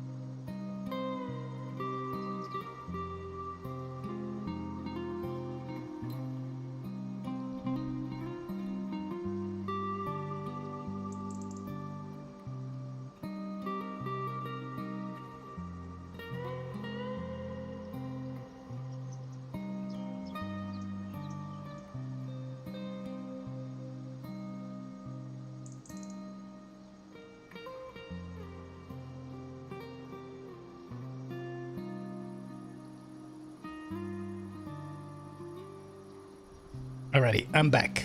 I forgot to pause the game again. Good morning, Viper. Welcoming. Good morning, True Man of War. Welcome. Good vibes, everybody. Let's go.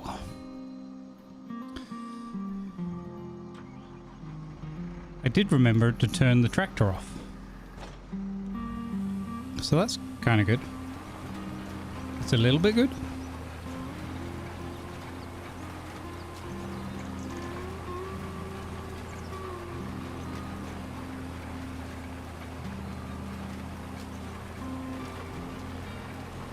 Oh boy, oh boy, oh boy, oh boy, oh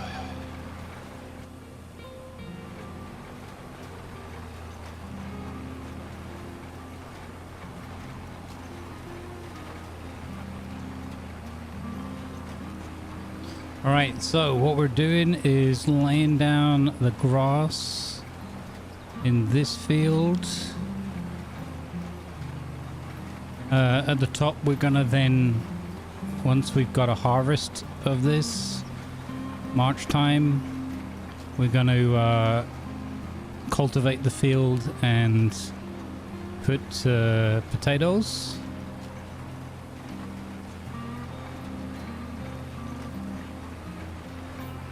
Doing the header part now.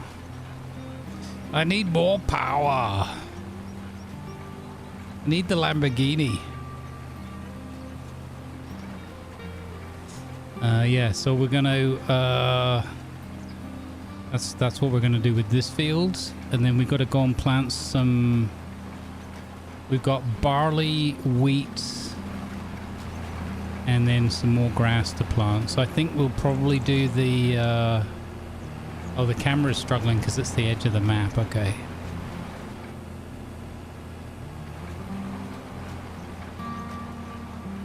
Okay, I'm gonna do this header part now.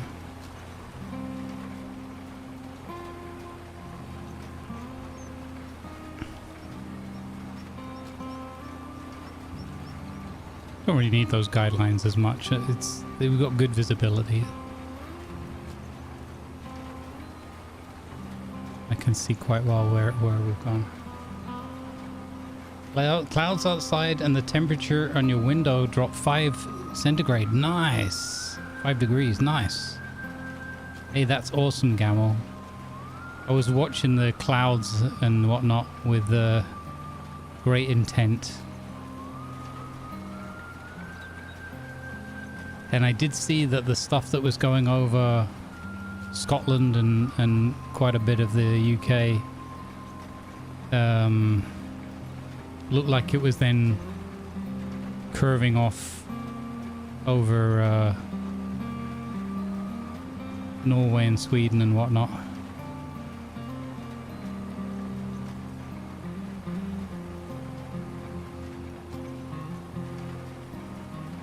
That's good. I'm really happy for you. I hope everybody can get some relief from this heat.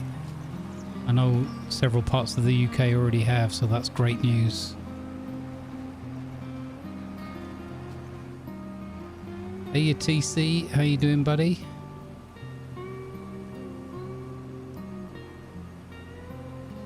I've forgotten if I did that corner now. I went all the way up that edge, didn't I? Yeah, there. Okay. So we got to kind of work our way this way, I guess, downwards.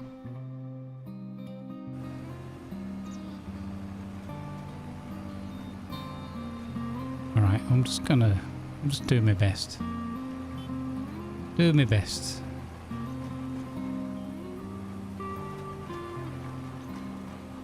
Did I? I thought I lifted it, but I didn't. Dummy. Okay. It's fine.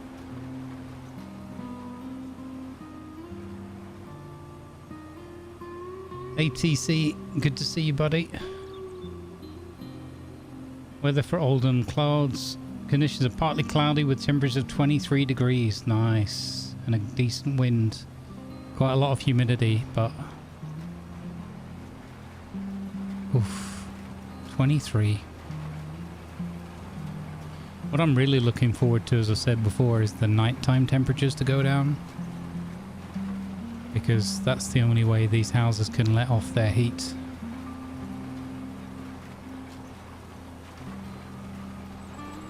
And that's what has been particularly horrible about this last 7, 8, 9 days. There's just no let up in the heat at night.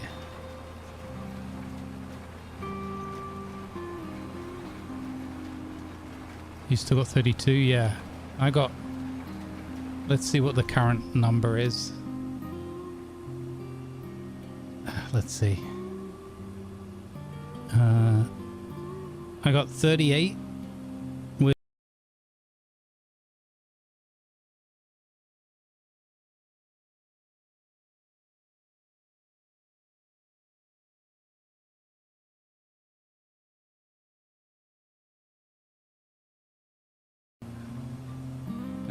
so 39 degrees is around about 3 o'clock and holding till about 7 o'clock. So about 4 hours of 39 degrees to cook the roofs, to cook the brick buildings. Yeah. Nuts. So what Stats was saying is that like where he was okay, and then barely, like hardly anywhere away up the road kind of thing was like 10 degrees more. Just mental. Come on, Mother Nature. I know we're pushing your buttons every single day as a species, but come on, give us a break. We need your help. Bring us some rain. Mother Nature, we need you to intervene on our behalf, because if you don't do it, some smart ass will get the idea of spraying more chemicals in the air. And that's only going to annoy you more. It's a vicious circle. So come on, I'm appealing to your better side, Mother Nature. Give us a break.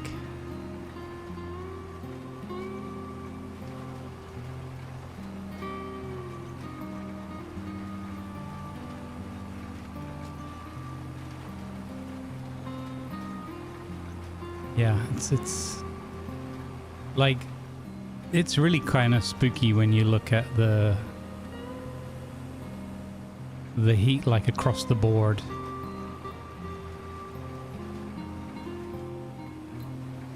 Oh my god, I've messed up this turn horribly. I'm upset with that.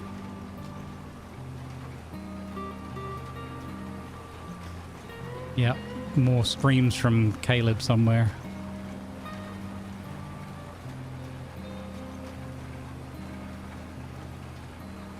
Yeah, exactly. Well, essentially, I do live in a pizza oven.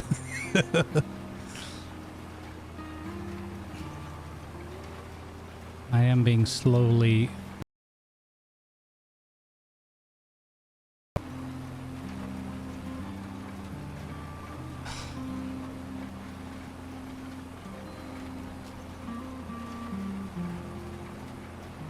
You got thunder inbound where you are? Nice.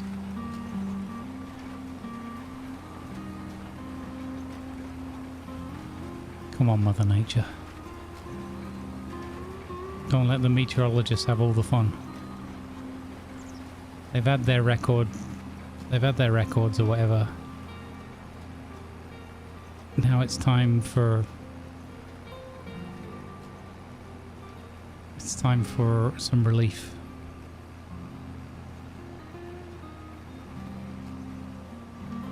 Can I make that? Oh, ho, ho, ho, ho, yes! What a turn.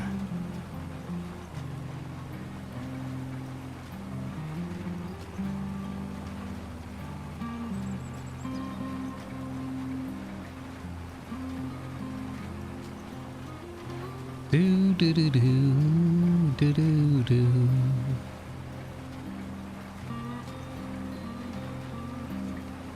There must be so many animals out there suffering right now as well, eh? Oh, just and the crops. You know, I hate it. We've had these little heat waves going on a few years now, and I hate when they happen because I can like see some fields from where I am, because I'm like right next to like farmland and stuff, and I hate looking out and seeing the fields look just like they're dying. I guess some of the crops might be okay, but definitely you can see that the farmers are like choosing different crops and that to survive these different patterns and temperatures. But even so, I hate looking out and just seeing the fields just looking battered.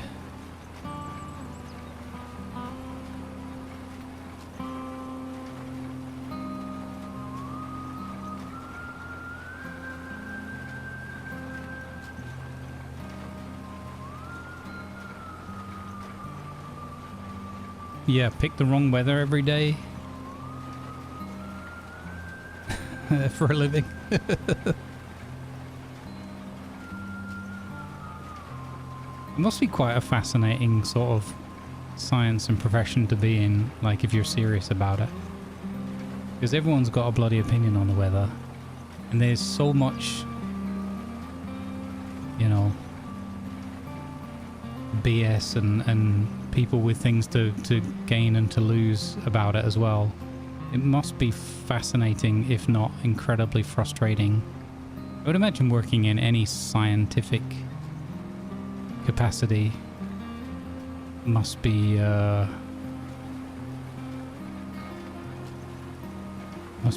horribly like a real endurance battle, because everybody's got an opinion on everything, especially with the internet. But worse than that, you've got all the, you know,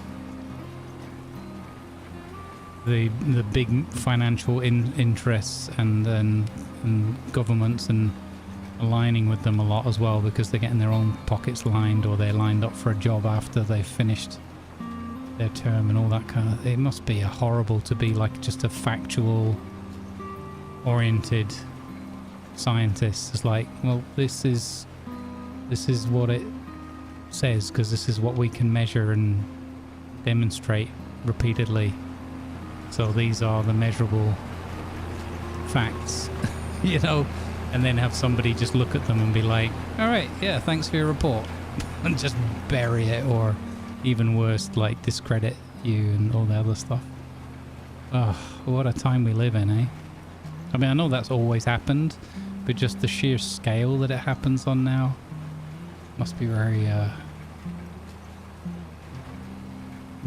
incredibly challenging to be in that kind of field.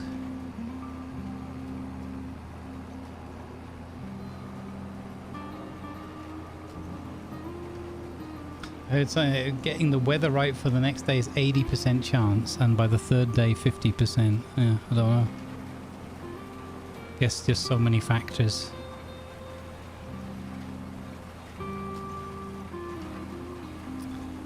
Well, exactly, Creever. I mean, that's the scary thing, because they nowadays, like, they've spent 20, 30 years denying it.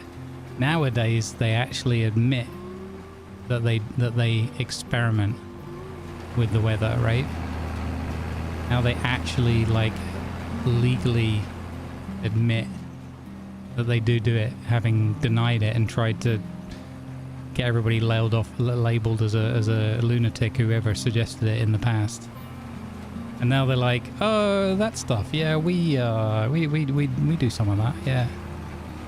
And just imagine, because just imagine the messing about that they're doing with it.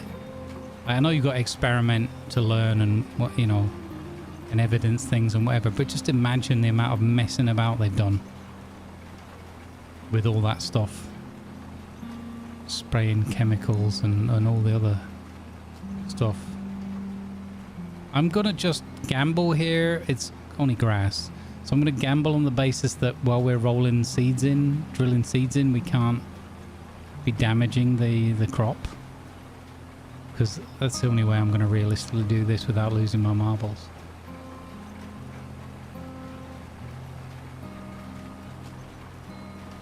That's true. The other thing is the purported experts, yeah. Well, now that's the dangerous part of the internet sometimes, because then everyone reads something on Wikipedia and thinks they're an expert all of a sudden.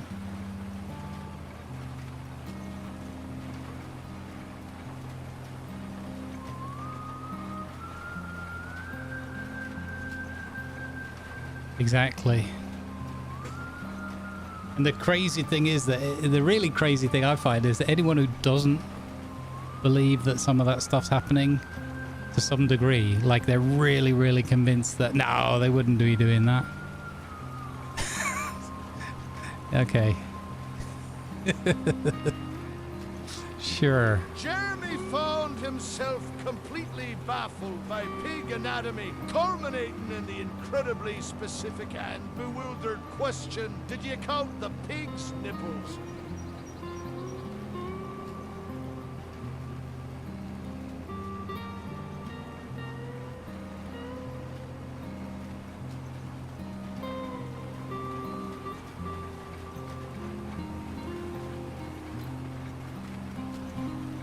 I mean, counting the pig's nipples is important.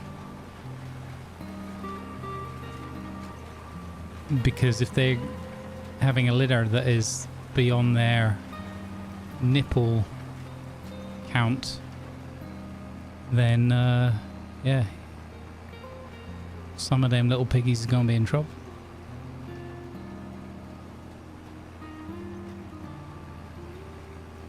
But I wouldn't have intuitively thought that necessarily. I would have been like, well, she's had 14 and there's 10, so, you know, they'll just go round robin and get the next one that's available. Turns out, greedy little piggies, it doesn't necessarily work like that in nature.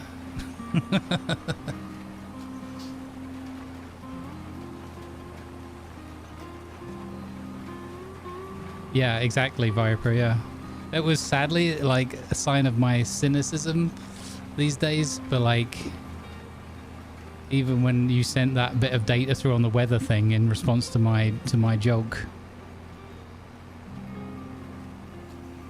the first thing I thought was, yeah, that's if you can even trust that data.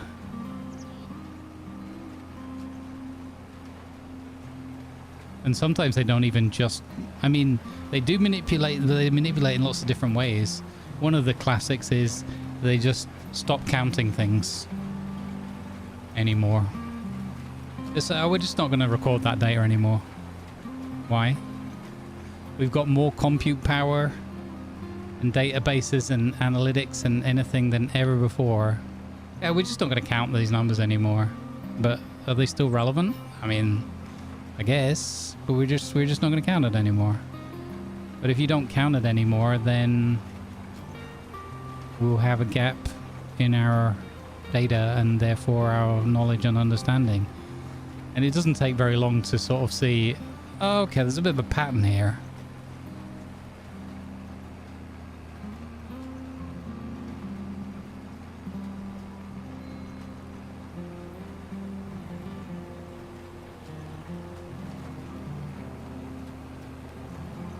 I think a lot of it comes from the lack of accountability in a lot of those situations.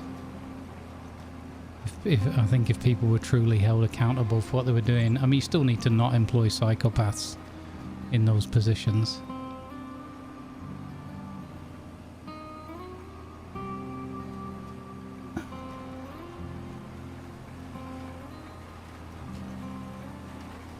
We're not supposed to notice things like that, yeah.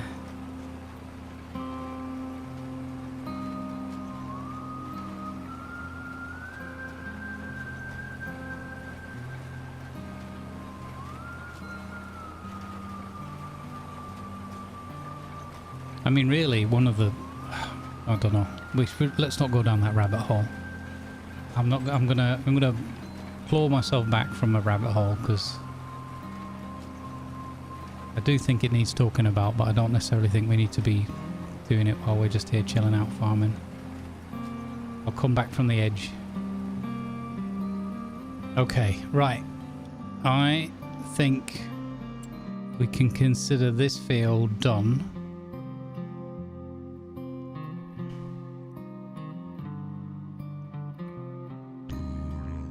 Oh, hey, Hemlock 1845. Thank you for the follow. Thanks for hitting that follow button.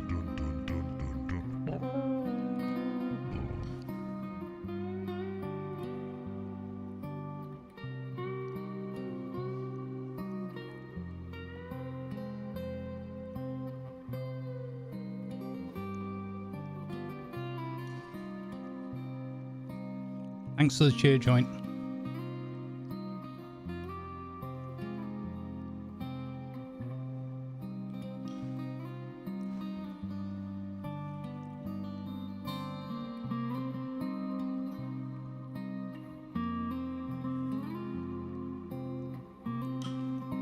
Have a fun day with your daughter, Lady L. I hope it's not too hot for you.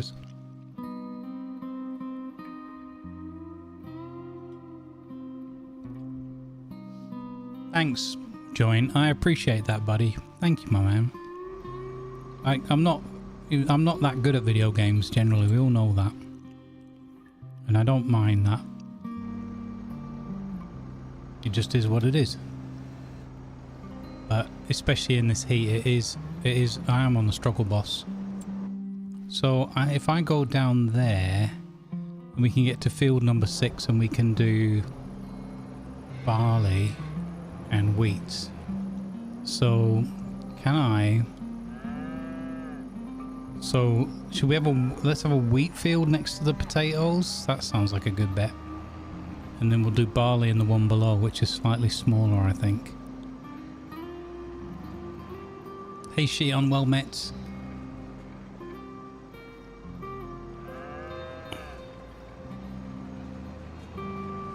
Let's go. Oh sugar. Oh, very good. I gotta remember that this isn't just a bush, this is a wall. Okay. That one is a wall.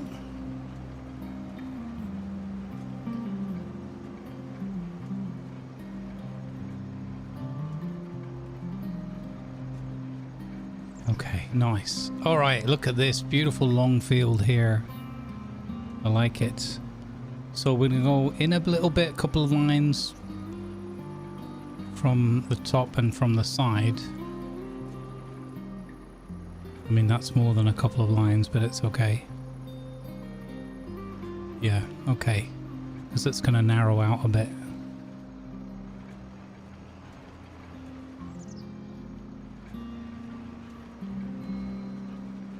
Okay, I feel like this is a good one. So I want unfold. Put me sticks out. Lower, and then I've got wheat selected. Go. Let's heckin' go farming. Just a puddle on the floor. Oh, that's how I feel right now. Yeah, it's horrendous, isn't it? This is the peak heat day today, and then another miserable night, and then another hot, super hot day tomorrow. But not reaching the peak, and then another hot sauna night, and then fingers crossed Monday it's storm and fresh winds time. We can go back to just normal miserable summer.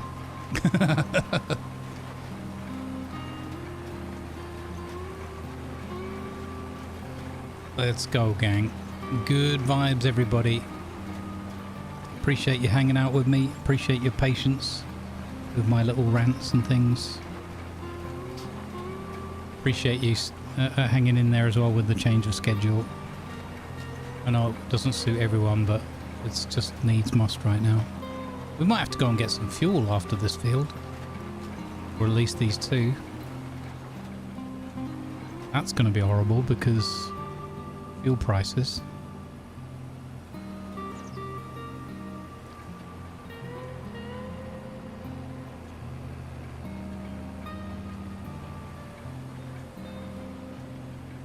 You know, it'd be funny, like sad, but funny, if this game had like an online component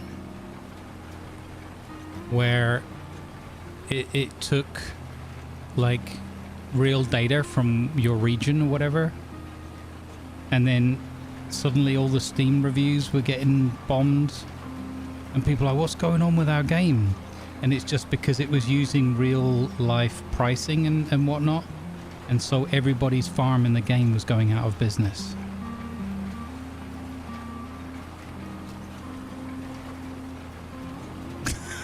Can you imagine that? A little bit too real. Farming Simulator 25 has become the first game to receive overwhelmingly negative reviews and be removed from Steam purely because it was too factually correct and was tracking real-life regional prices. One player said, I've played this game for 200 hours and suddenly I can't afford to put petrol in my tractor. You know? Can you imagine those reviews? Another pig farmer said, well, I've got this farm, same farm I've been running for 100 hours of game time. I've just had to close it up and sell everything because because all the abattoirs are closed.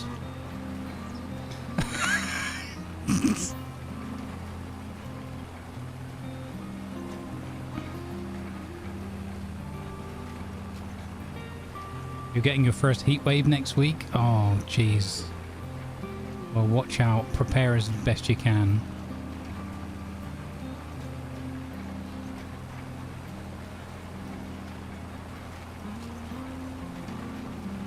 I don't wish this on anyone.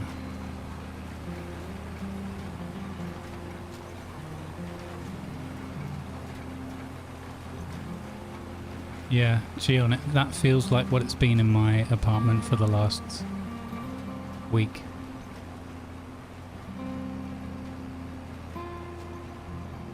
It's, yeah. It is what it is.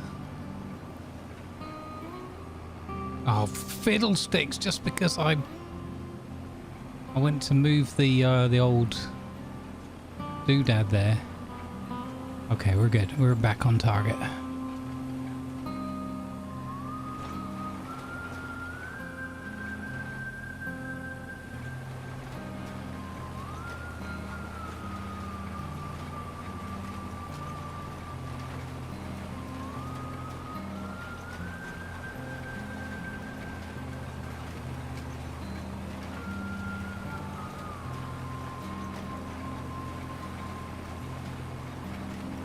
Idly Squat Farm supported by the viewers, yeah. Thank you for the 75 long months of subscribing. Got underscore you, and just like that. Let's go. Got you. Thank you for the tier 2. Just like that. And the 75 months. Oh, brilliant support. Thank you, got you. I hope you're doing well. Thank you for that amazing support. Morning, Bunty. How's your Lufay questing going, sir, ma'am?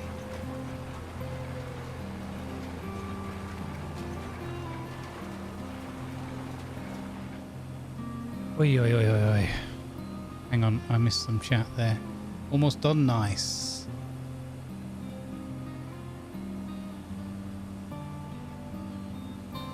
It's for medieval dynasty now, yeah.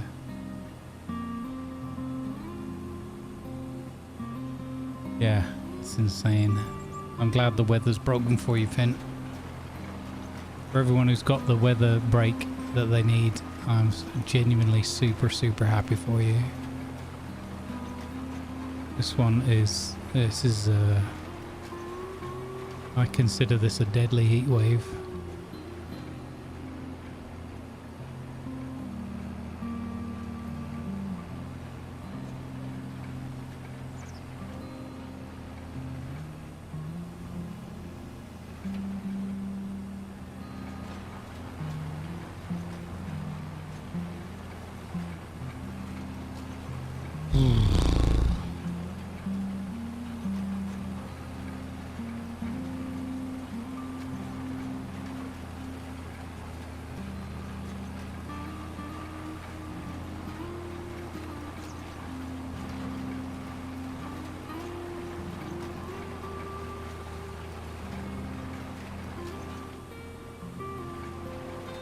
You checked everywhere except that one spot. Yeah, it is a little bit tucked off to one side there in the middle, right next to that. There's a giant tree there, I think. And it almost looks like it could fit in. You know, well, it kind of does, obviously, the way they've designed it. It's just when you see the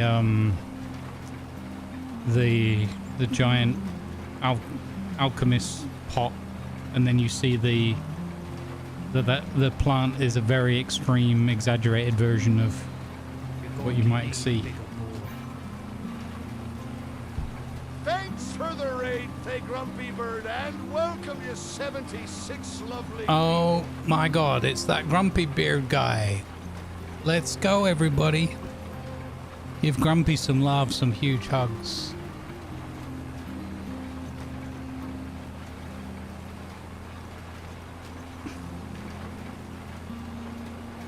Thank you for the raid, Grumpy. How was your stream, my friends?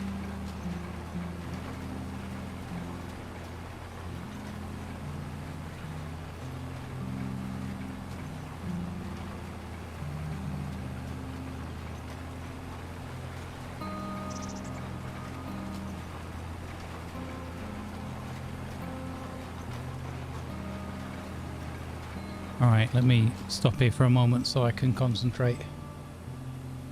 Let's go, Grumpy Beard. Hashtag.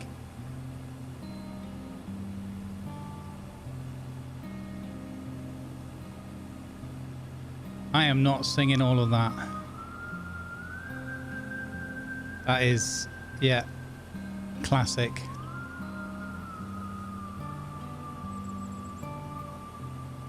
You slept outside for part of the night, Kubion? Yeah, I don't blame you. I couldn't, I don't know if you have mosquitoes where you are. I couldn't do that. I would be bloody pincushion. It was good, rough, but needed it, and it gave me some info to, oh yeah. Informer, diddly diddly diddly diddly did. I see what you're going for. You're the musician and singer, my friend, not me. Don't you come round here trying to get me to make music. Because we'll all regret that. You got the tent still? That's good.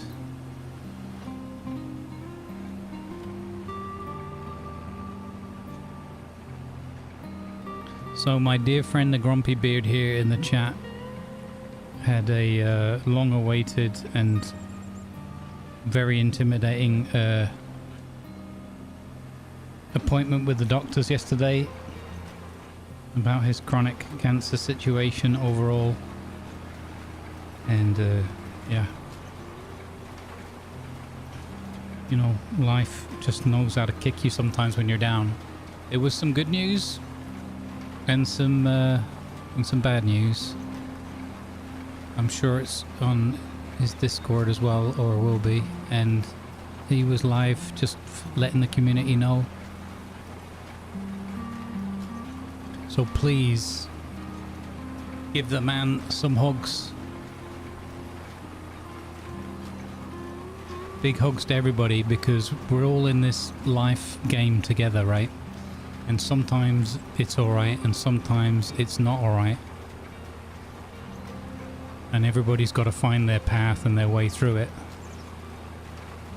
But I think we can all empathize and put in our own minds how things like that might terrify us, and how that might feel without being able to, you know, everybody's slightly different, everybody takes it their own way.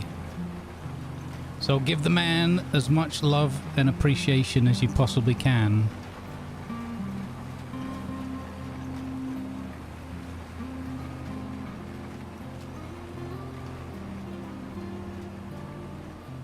As him and his family do the best they can to cope with it all and keep soldiering on. Like I said to you, Grumpy, I'm there with you in the fight every step of the way. I know it's all virtual friends and whatever, but, you know, like online, but you know I consider you a true friend, and I know the feeling's mutual. And I love and respect you, and I want you to get through this. And we're there banging the good vibes drum all the time. And we have to take the rough with the smooth. That's part of the challenge of life.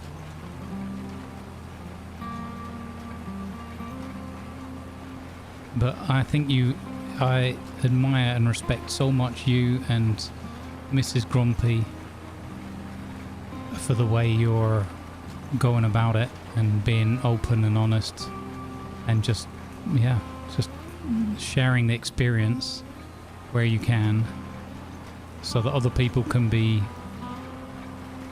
informed and learn and you know, help keep the energy flowing.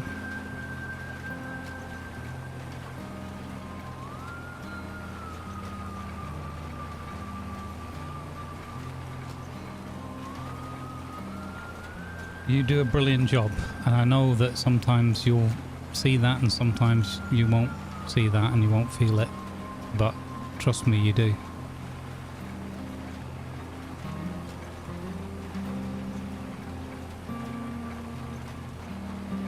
Also, excuse my French, because I try not to swear, but fuck cancer.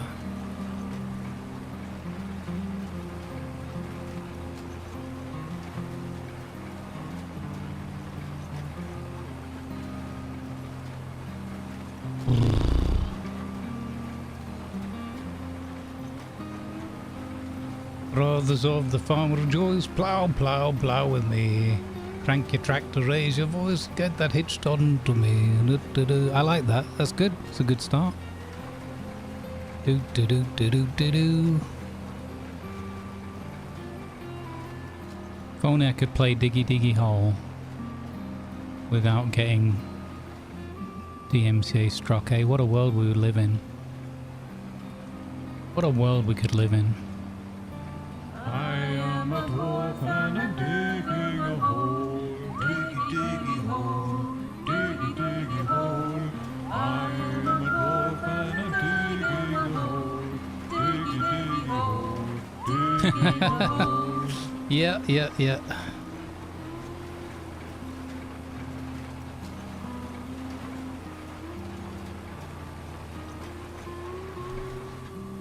I don't consider myself a prude or whatever. Some might, I guess.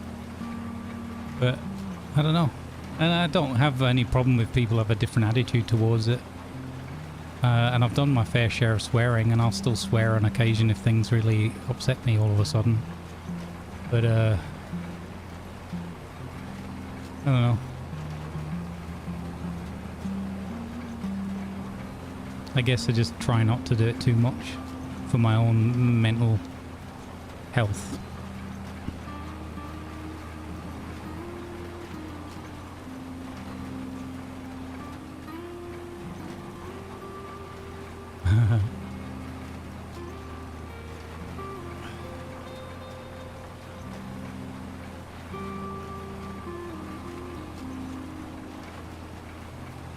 When I swear it makes you laugh, yeah, because I really try not to.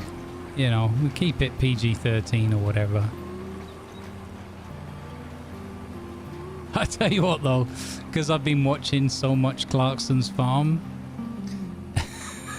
and there's a lot of swearing on that show, and it's in a good, like, it's in the right context, it's meant in the right way, kind of thing. You know, it's not inflammatory, and it almost leaves me not wanting to swear more, but just like letting loose a bit more, because I'm like, there's no harm in the occasional, like, you know, correctly aimed,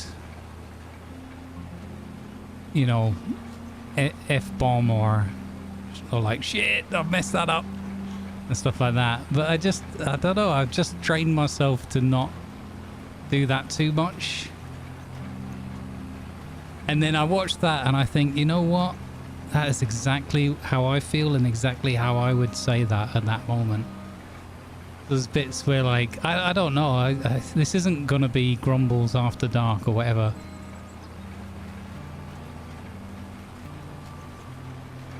But things like saying, "Oh my goodness, that was a that was an absolute shit show," and stuff like that, I feel like that is much more like in my wheelhouse, like in my natural vocabulary.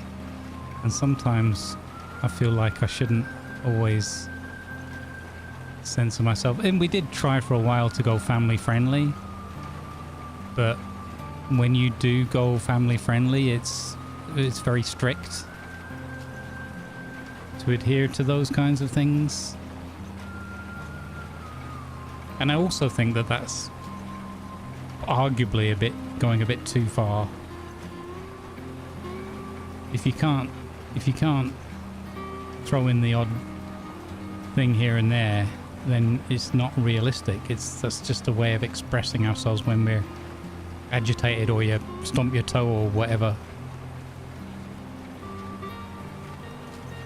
But yeah, Clarkson's Farms definitely had me laughing sometimes when it gets a little bit carried away, and you're like, because it's honest.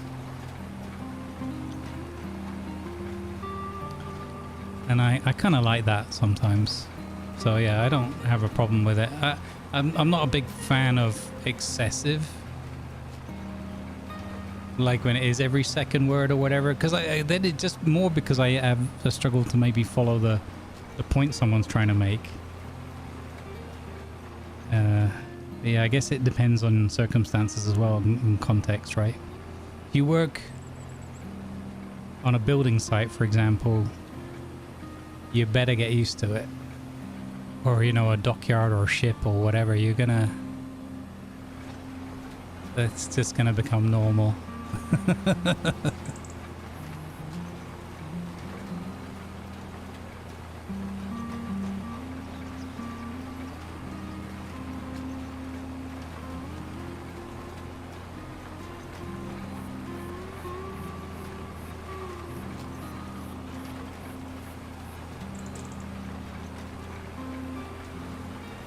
Yeah, I think one of the most important points is as well, like, you can have that exclamation moment or whatever, but then, like, I guess what bothers me sometimes is that sometimes people use it and it almost perpetuates like a negative situation, rather than like, well, okay, how are we gonna, we've got ourselves up shit creek without a paddle, how are we gonna get out of here? You know, I don't know. It's not, I'm not trying. I guess I don't really judge it. There's just things that I lean towards and things that I lean slightly away from.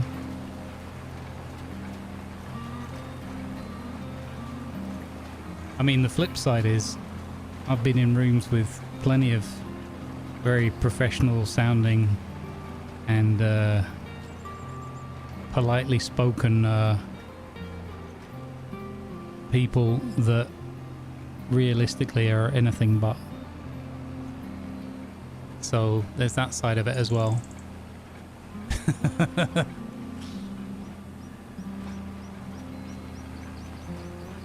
And that can be very frustrating, like if you work in a professional office environment and what you want to say is what the you or what you actually say is, I see. So the circumstances didn't easily allow for us to take this particular course of action. Okay. And what you want to really say is, man, you have up something terrible here, you.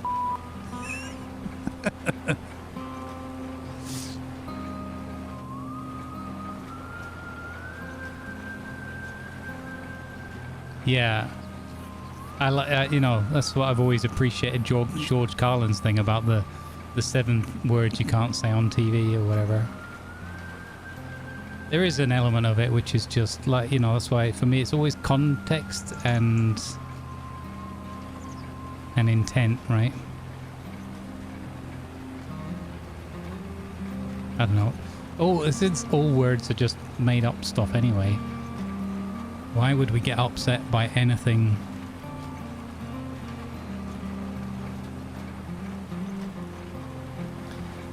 Then again, you can always go down the route of like, Well, if you say anything and you're just consistently being offensive, again, that comes back to the context and intent, right? If people are being trolls with language, then it can be quite horrendous. Especially these days, because there's not always consequences to that, right? Especially on the internet, because everybody's hiding behind their pseudonyms and their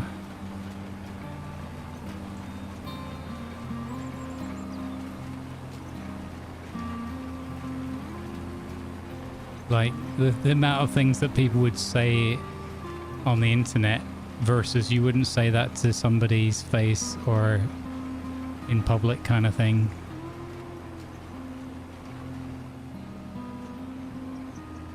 It's yeah.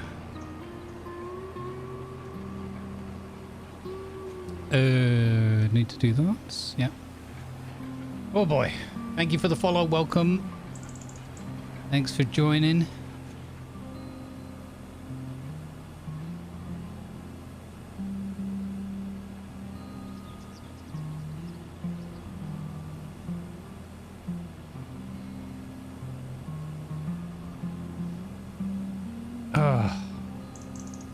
Give me a moment. Hey Guru, how you doing?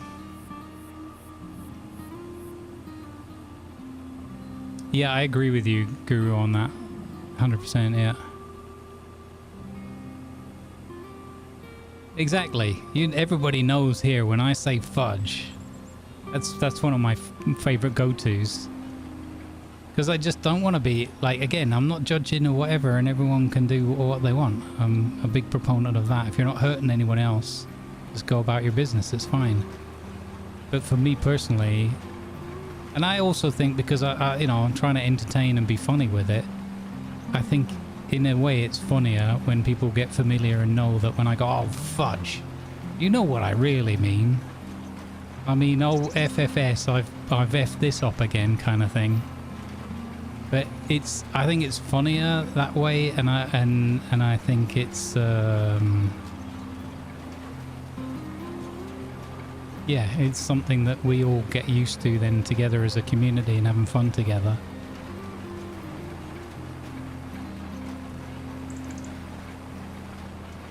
There are times though when I think, you know what, gloves are off today.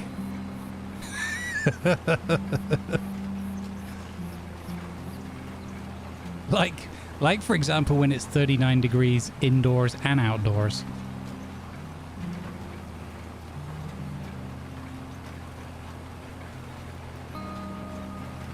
And then I think to myself, why do I give a flying fandango about censoring myself? When I'm literally just trying to survive the day.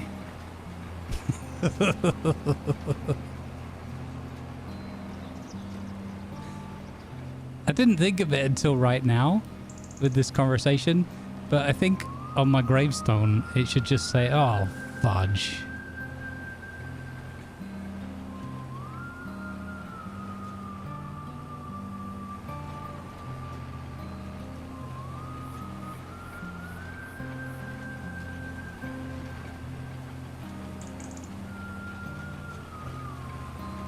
It should either say that or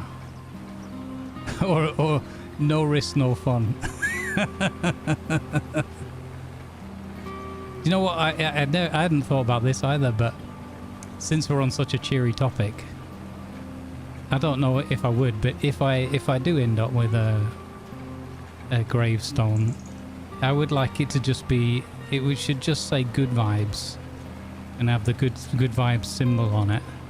And then maybe every person that walks past that in their kind of grieving process or whatever just gets one last good vibes from me. That might be quite a nice thing to do.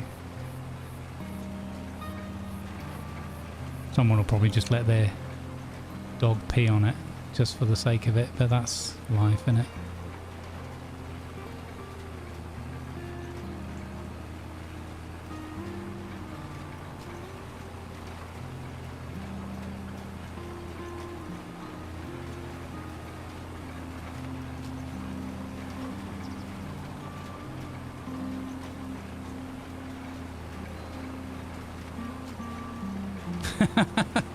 Is that live camera captured footage?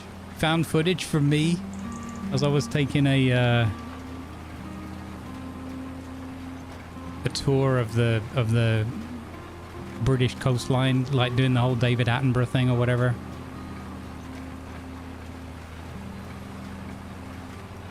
And here, falling from his natural habitat.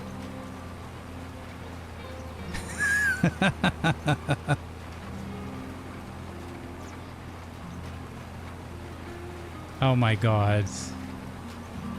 Those solar powered. Oh god, can you imagine, now that you've said that, I'm imagining, like, it's gonna go that way, isn't it? In, like, cemeteries will be replaced by that kind of thing, like, and you'll pay an amount of money, like, just like advertising for how many minutes your what do you call that? It's not a eulogy, but whatever, but you know, for when your bit of writing is on the screen.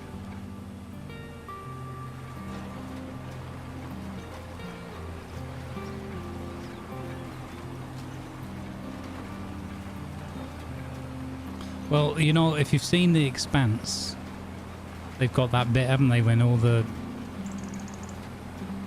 Spoiler alert. When millions of people have died. They've got those things where it's like a picture and a little bit of info floating through the air, kind of like electronically or whatever.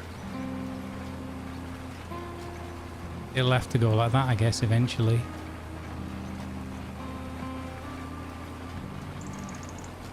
Can't believe I've ruined it for you. Series ruined. What, that I said millions of people die in an epic multi-season space adventure.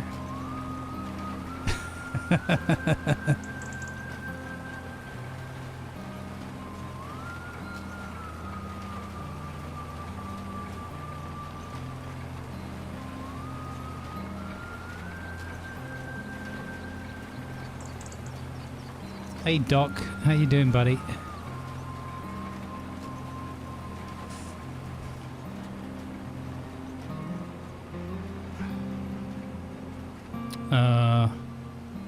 Yeah, no, it's horrendous. It's the worst day of it's the peak today.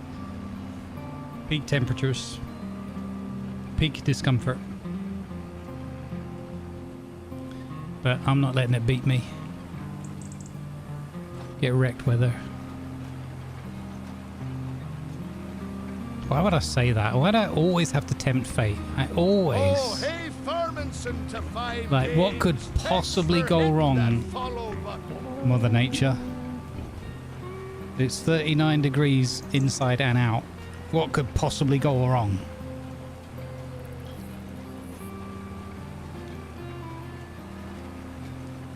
I'm the same. I'm just biding my time with restarting The Expanse. I think I've watched it twice now. Knowing me, possibly 3 times, and I've forgotten.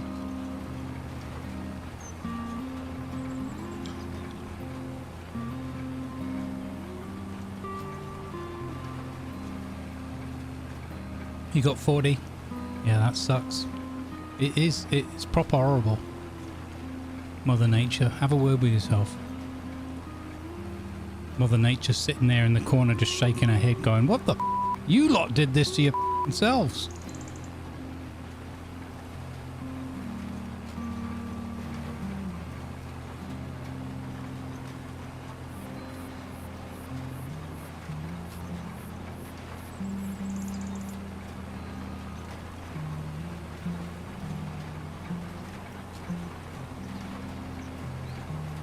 You know, chat, how I said I didn't want to binge watch Clarkson's Farm? I've only got season 5 left.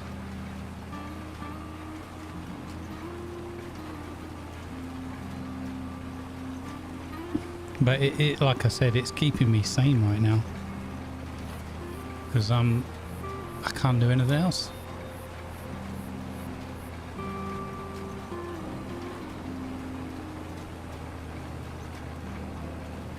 I don't want to. I don't want to binge it.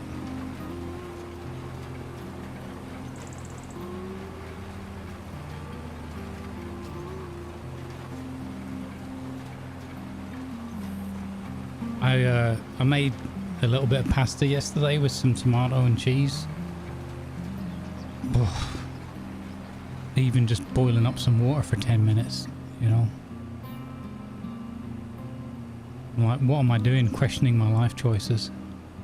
Okay, so we've got... Let's have a look. So this is wheat. So we've just got really headerland to do now.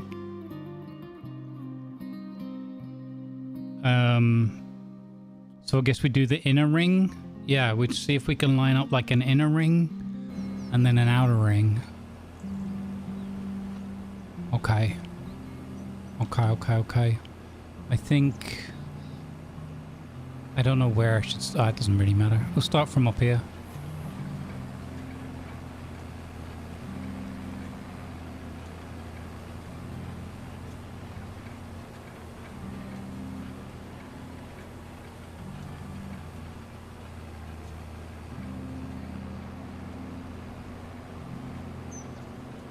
Ay.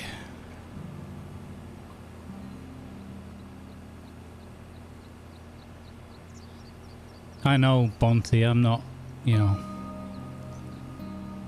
Also, you know, Mother Nature is cruel. Well, what we would consider cruel, but kind of has to be, right?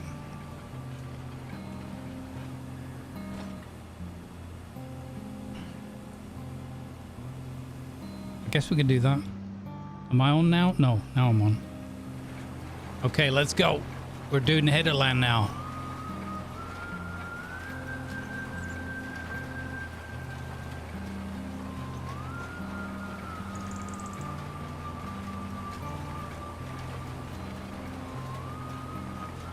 Also, I think I've done okay with these fields, you know. I'm not using any GPS. I'm doing it all manually, and I'm doing it with the you know, with the marker thingy bobby. Feel like I'm doing okay, and I'm doing it in a heat wave, so you know, that bit's gonna annoy me. That is, oh god.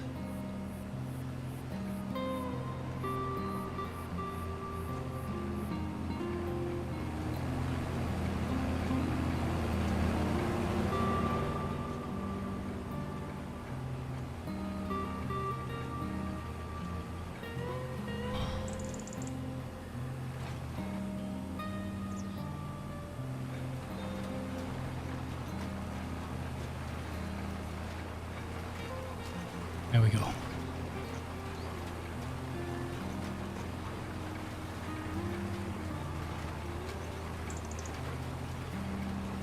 You got the highest temperature record in Denmark, 35.8. Okay. Yeah, considering coastal and all that, right? Oof.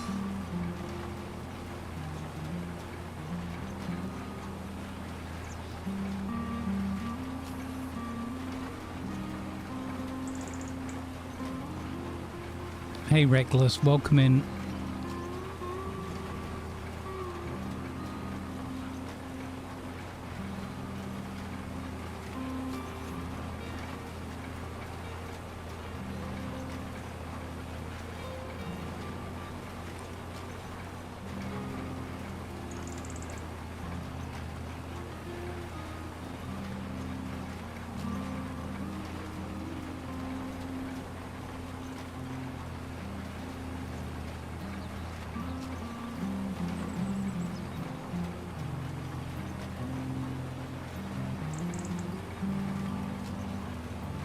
Yeah, that's true.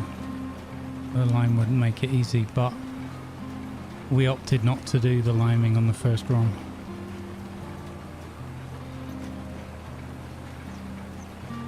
I can still add that to this device later on, from what I remember from the garage.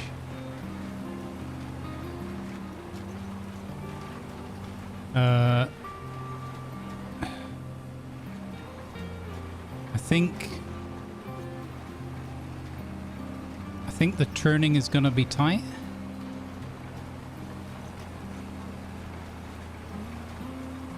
But we're going to give it the old college try.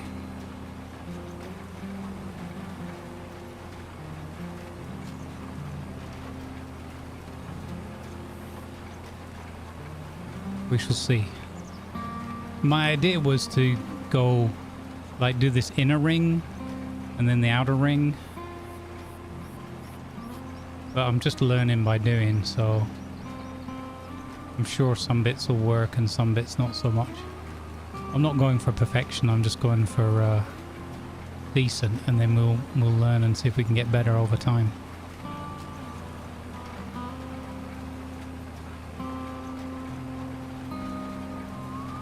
Possibly could get the line slightly further across.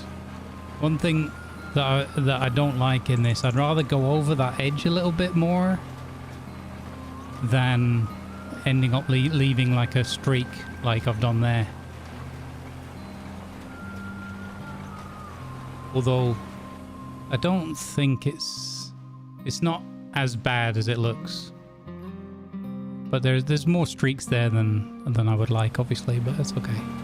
So I'd rather do a bit of overlap and maybe waste a bit of seed and have less of those streaks, but I don't want to do like too much overlap. So the game I find is a little bit, especially I notice this when I do harvesting in a combine, the game is a little bit finicky about where the hitbox is versus the visuals you're looking at. So that's why I'd rather slightly overlap more than go wider.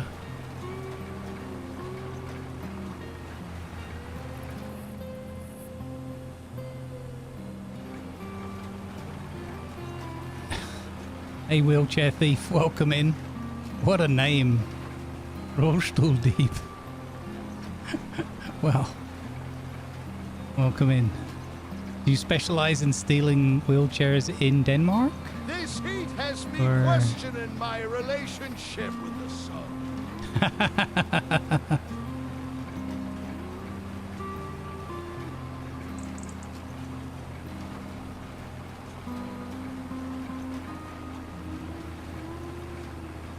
Okay, so we're gonna come out here to the outside, I guess, the outside line.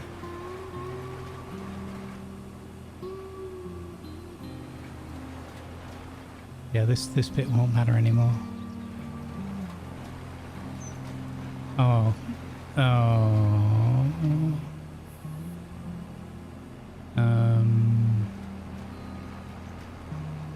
Okay, boop.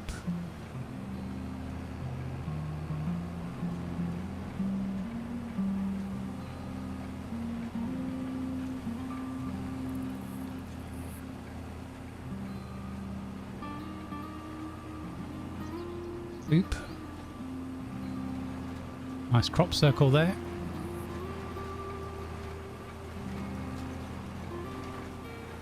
Just a little bit, that's okay. I can't quite finish the top here.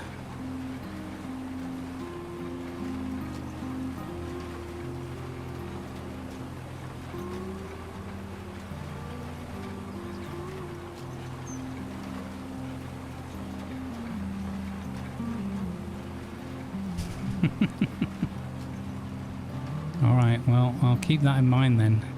Should I eventually end up in a wheelchair, I'll keep my distance.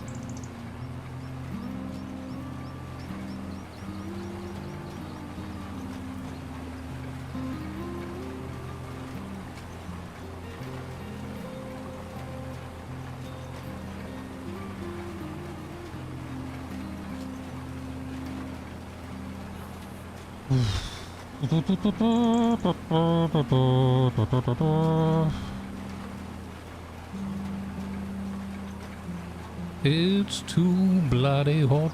I don't know if I mentioned this yet today, chat. It's really ferricking hot here.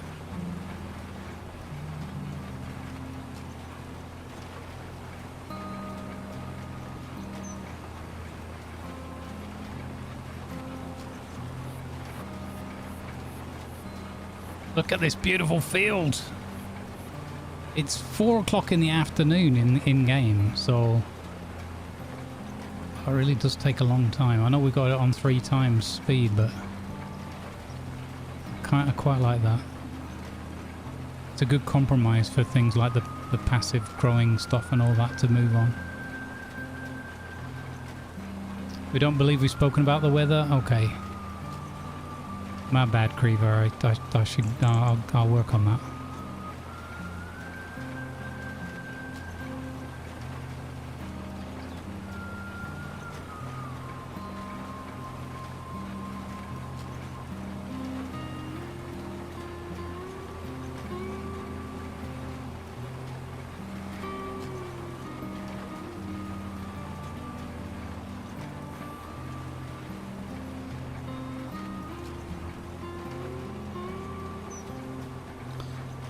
Do you know why the Swiss don't make cars?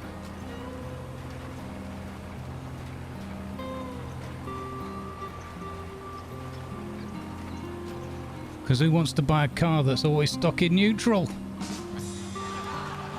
Shout out to my Swiss friends.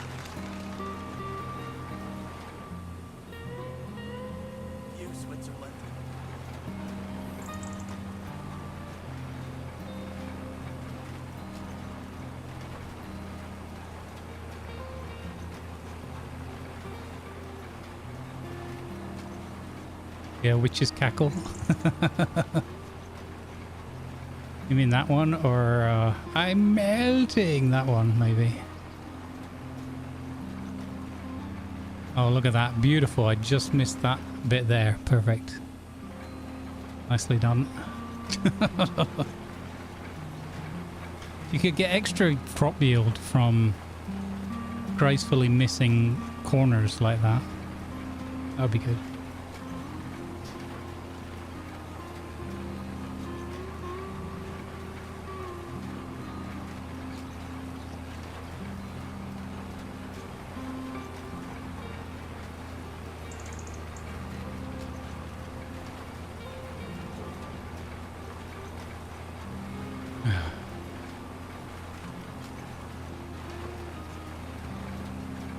We did that on one farm once, right? I did a wheat field surrounded by sunflowers. It was glorious.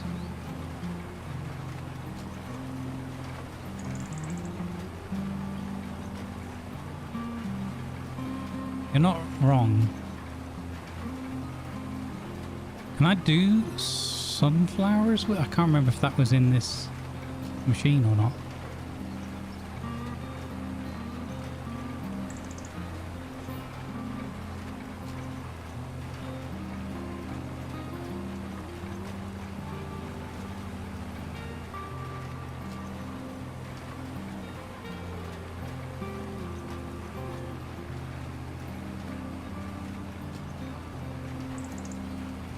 Yeah, I think I did it in my first solo go as well, didn't I? Sounds like the kind of thing I would do.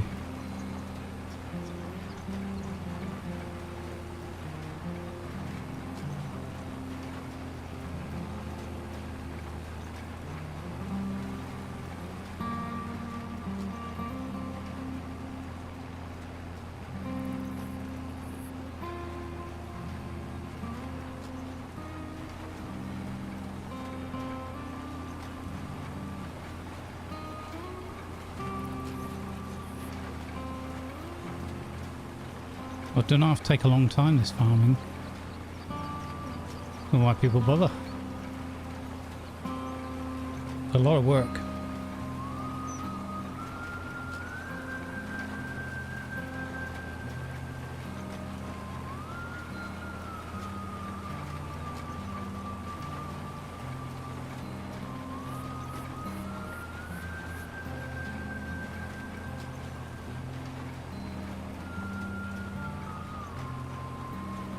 So if I straight line this bit, then we might only have to go down there, right? If I do this bit that sticks out a little.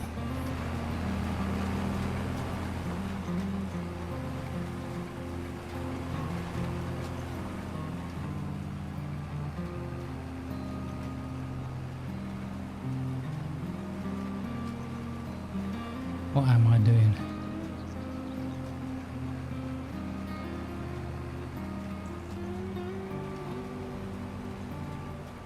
Have I? Oh, I've not even done that tight enough, have I? Or maybe? Nope. So nearly, and yet so far.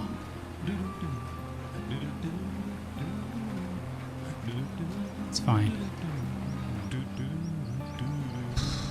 I am absolutely getting broiled, yeah. I do apologise that it's only going to be another 4-hour show, but it's just stupid. This is just stupid. It don't make no sense. I don't know how many hours I can do tomorrow in the group one either. Maybe 3, maybe 4. I definitely won't be on all day tomorrow.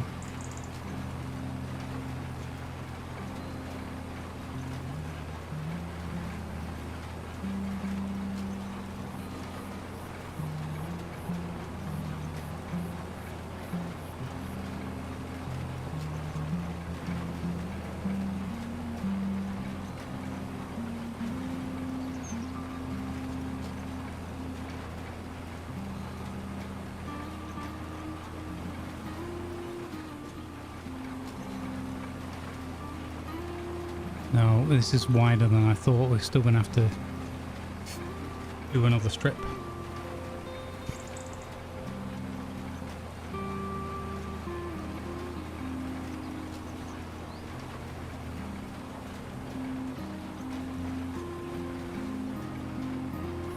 I should have gone the other way.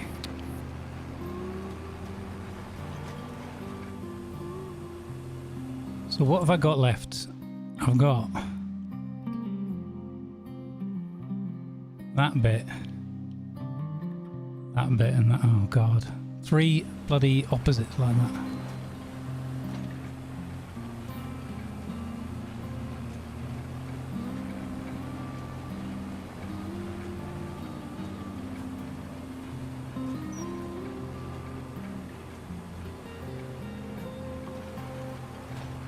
Yeah, like I said, this today and yesterday is the closest I've come to not streaming at all.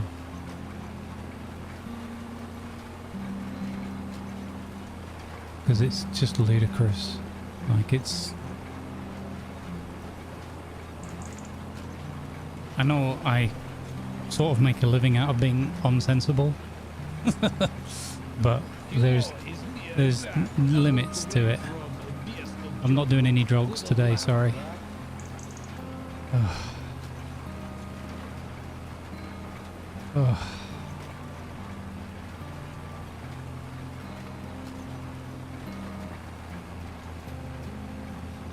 Right, we're going to get this field done.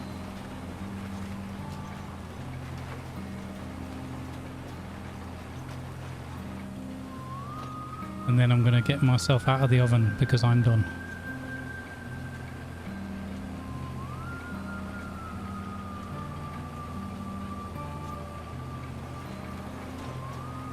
That's true.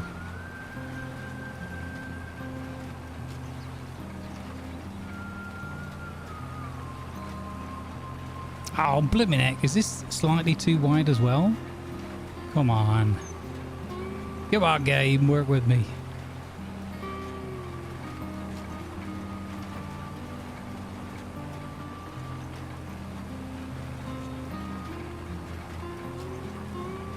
Yeah, we missed a little bit. That's okay.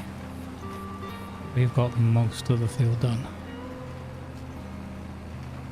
Okay, I'm I'm happy enough with that bit. I suppose we could go back down that side.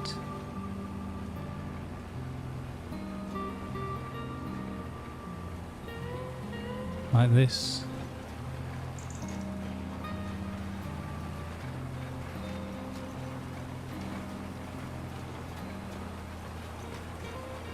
Eliminating a few streaks. Because we've only got that back end over there to do now, I think. Oh, there's a little bit at the end of this one as well. I mean, the field shape is a suggestion. It's a guideline. Hey, Cat Pain, how you doing?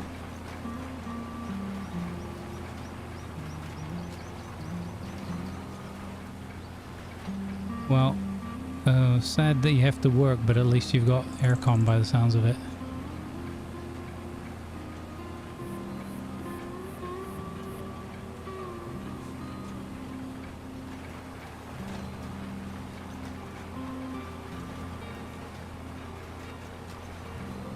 What map is this? This is called Chipping Norton. So it's modelled after the Amazon show Clarkson's Farm. And their farm called Diddly Squat. But the mod name is called Chipping Norton. CHIPPING NORTON, like Norton Antivirus. If that's familiar.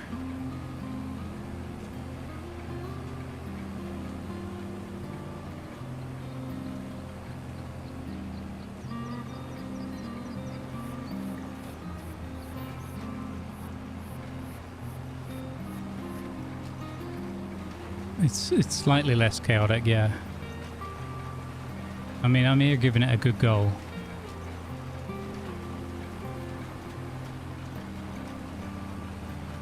Of course, if Doc and Tiger and Lemur and Damien were here, it would probably be a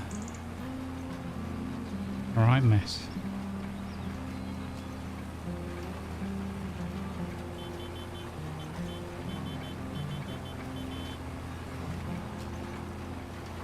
Thank you, Viper.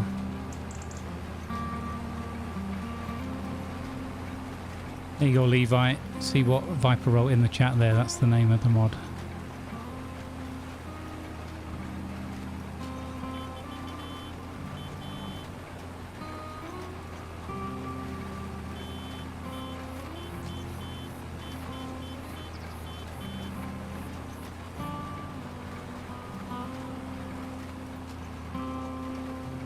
Okay, I would say we're done with this field.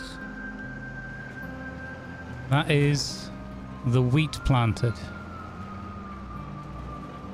So, oh, hang on. It's not going to stop, is it? So, after that, we've got barley. So, today we did... I was going to say Raffaello. Canola. Grass, wheat, and then next week or next time we get to play this, because tomorrow we'll be playing Farming Sim, but we'll be playing a different map with a group. So next time we play this one solo, which might be next week, we'll do the barley, and then I was going to do 3 more grass down there just because we've got the cows to feed. I don't know if 4 fields of grass is excessive, but we could also put some into silage then, right? So it's probably not excessive. It's probably a good idea.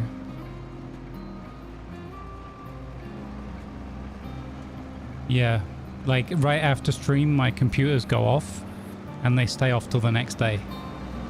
I literally, I've recorded about an hour and 15 minutes of content Monday, Tuesday. What? Oh no. Oh god. Okay, there's some trees here or something. Oh god, we're stuck. Oh, we're proper stuck. Oh no. What's going on?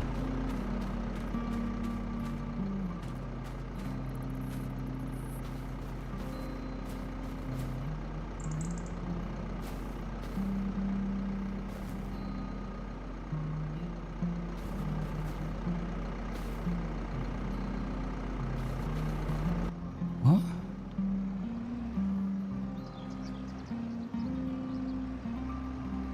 What are we stuck on?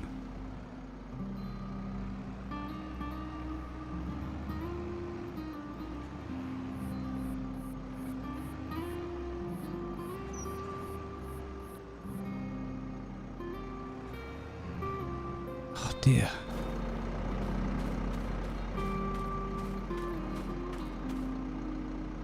I don't see it.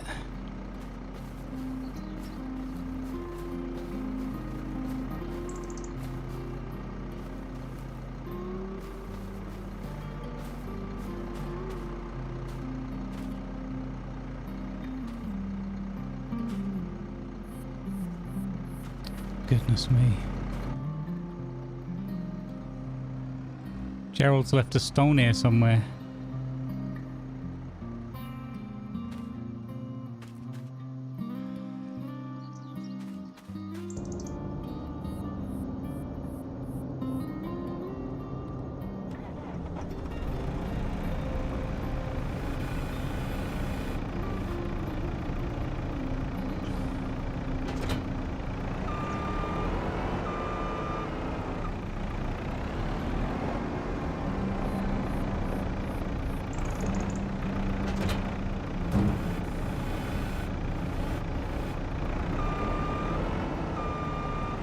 Hey Steeple, how you doing?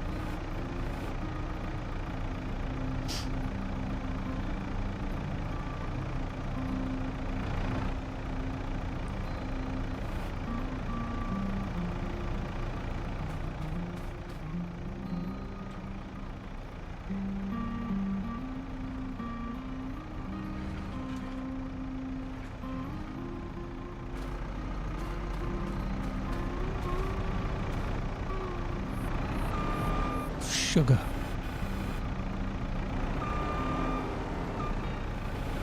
Okay, perfect. Solved.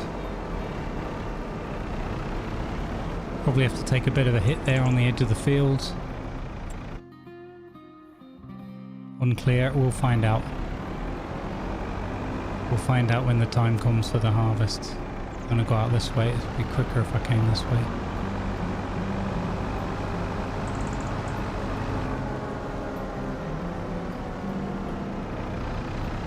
Oh my god, really? Telehandler?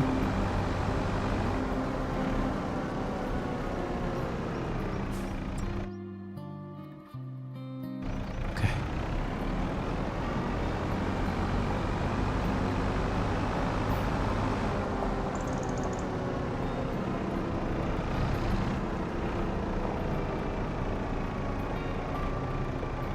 Telehandler's a proper bit of kit.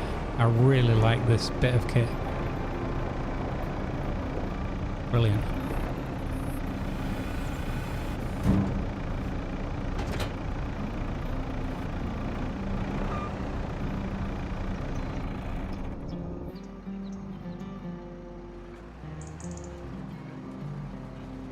Okay, don't know what was going on with that weird little tree, but it took a bite out of us and wouldn't let go.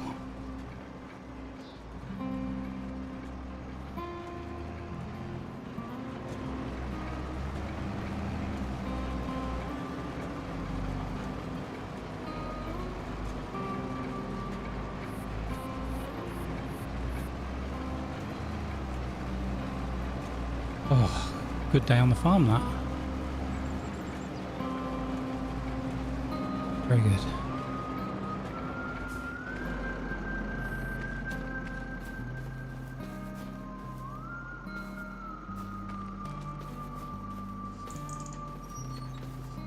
Probably left one of the others open, but whatever.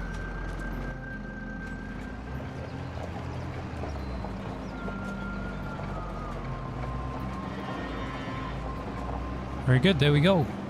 Solid. Good result that, I think.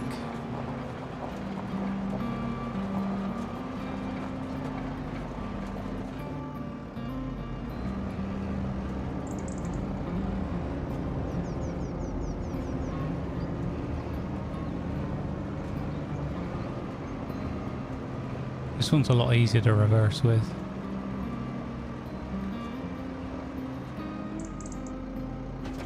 Oh. Alright, job's a good one.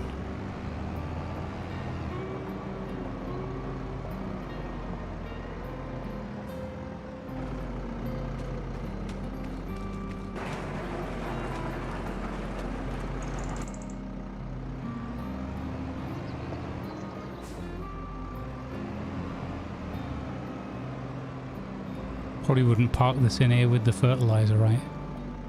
It's probably a bad idea.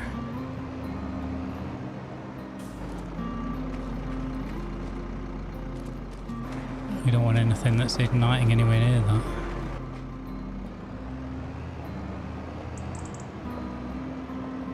that. Refuel. Oh yeah. Well, I'm not doing that now. It's a long drive. I'll do it tomorrow when I've forgotten. And I'm stuck on the field. Right, there we go. And engine off. Boop boop. Is the engine off? Yeah. So that's the sound of the potato factory. Alright, so end of day 2 on Idly Sweat. Excellent.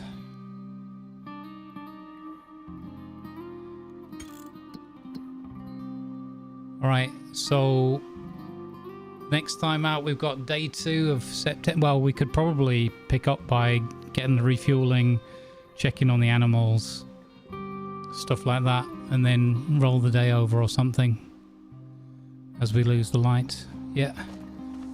Alright gang, I'm going to go and melt and swear a lot about the weather in peace and quiet. Thank you again for hanging out.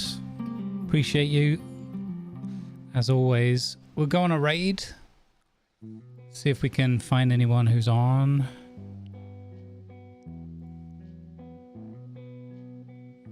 And yeah, if you want some more farming sim or just some more good vibes television, tune in 10 a.m. tomorrow, Sunday, Central European time.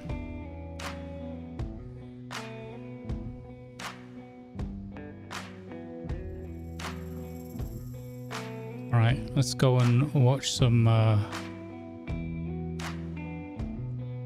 sand Raiders of Sophie. I've just gotten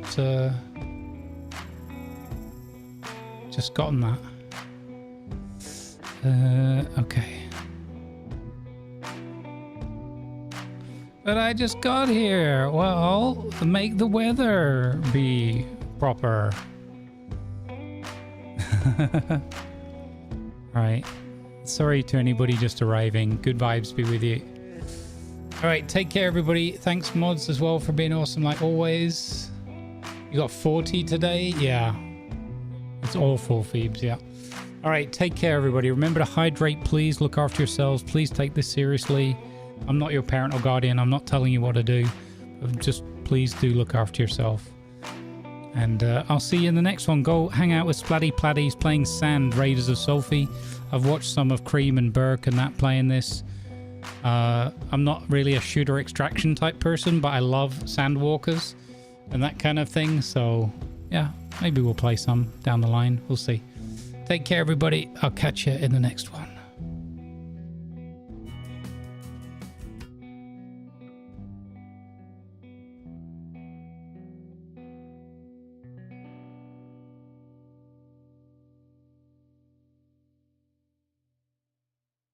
Mm-hmm.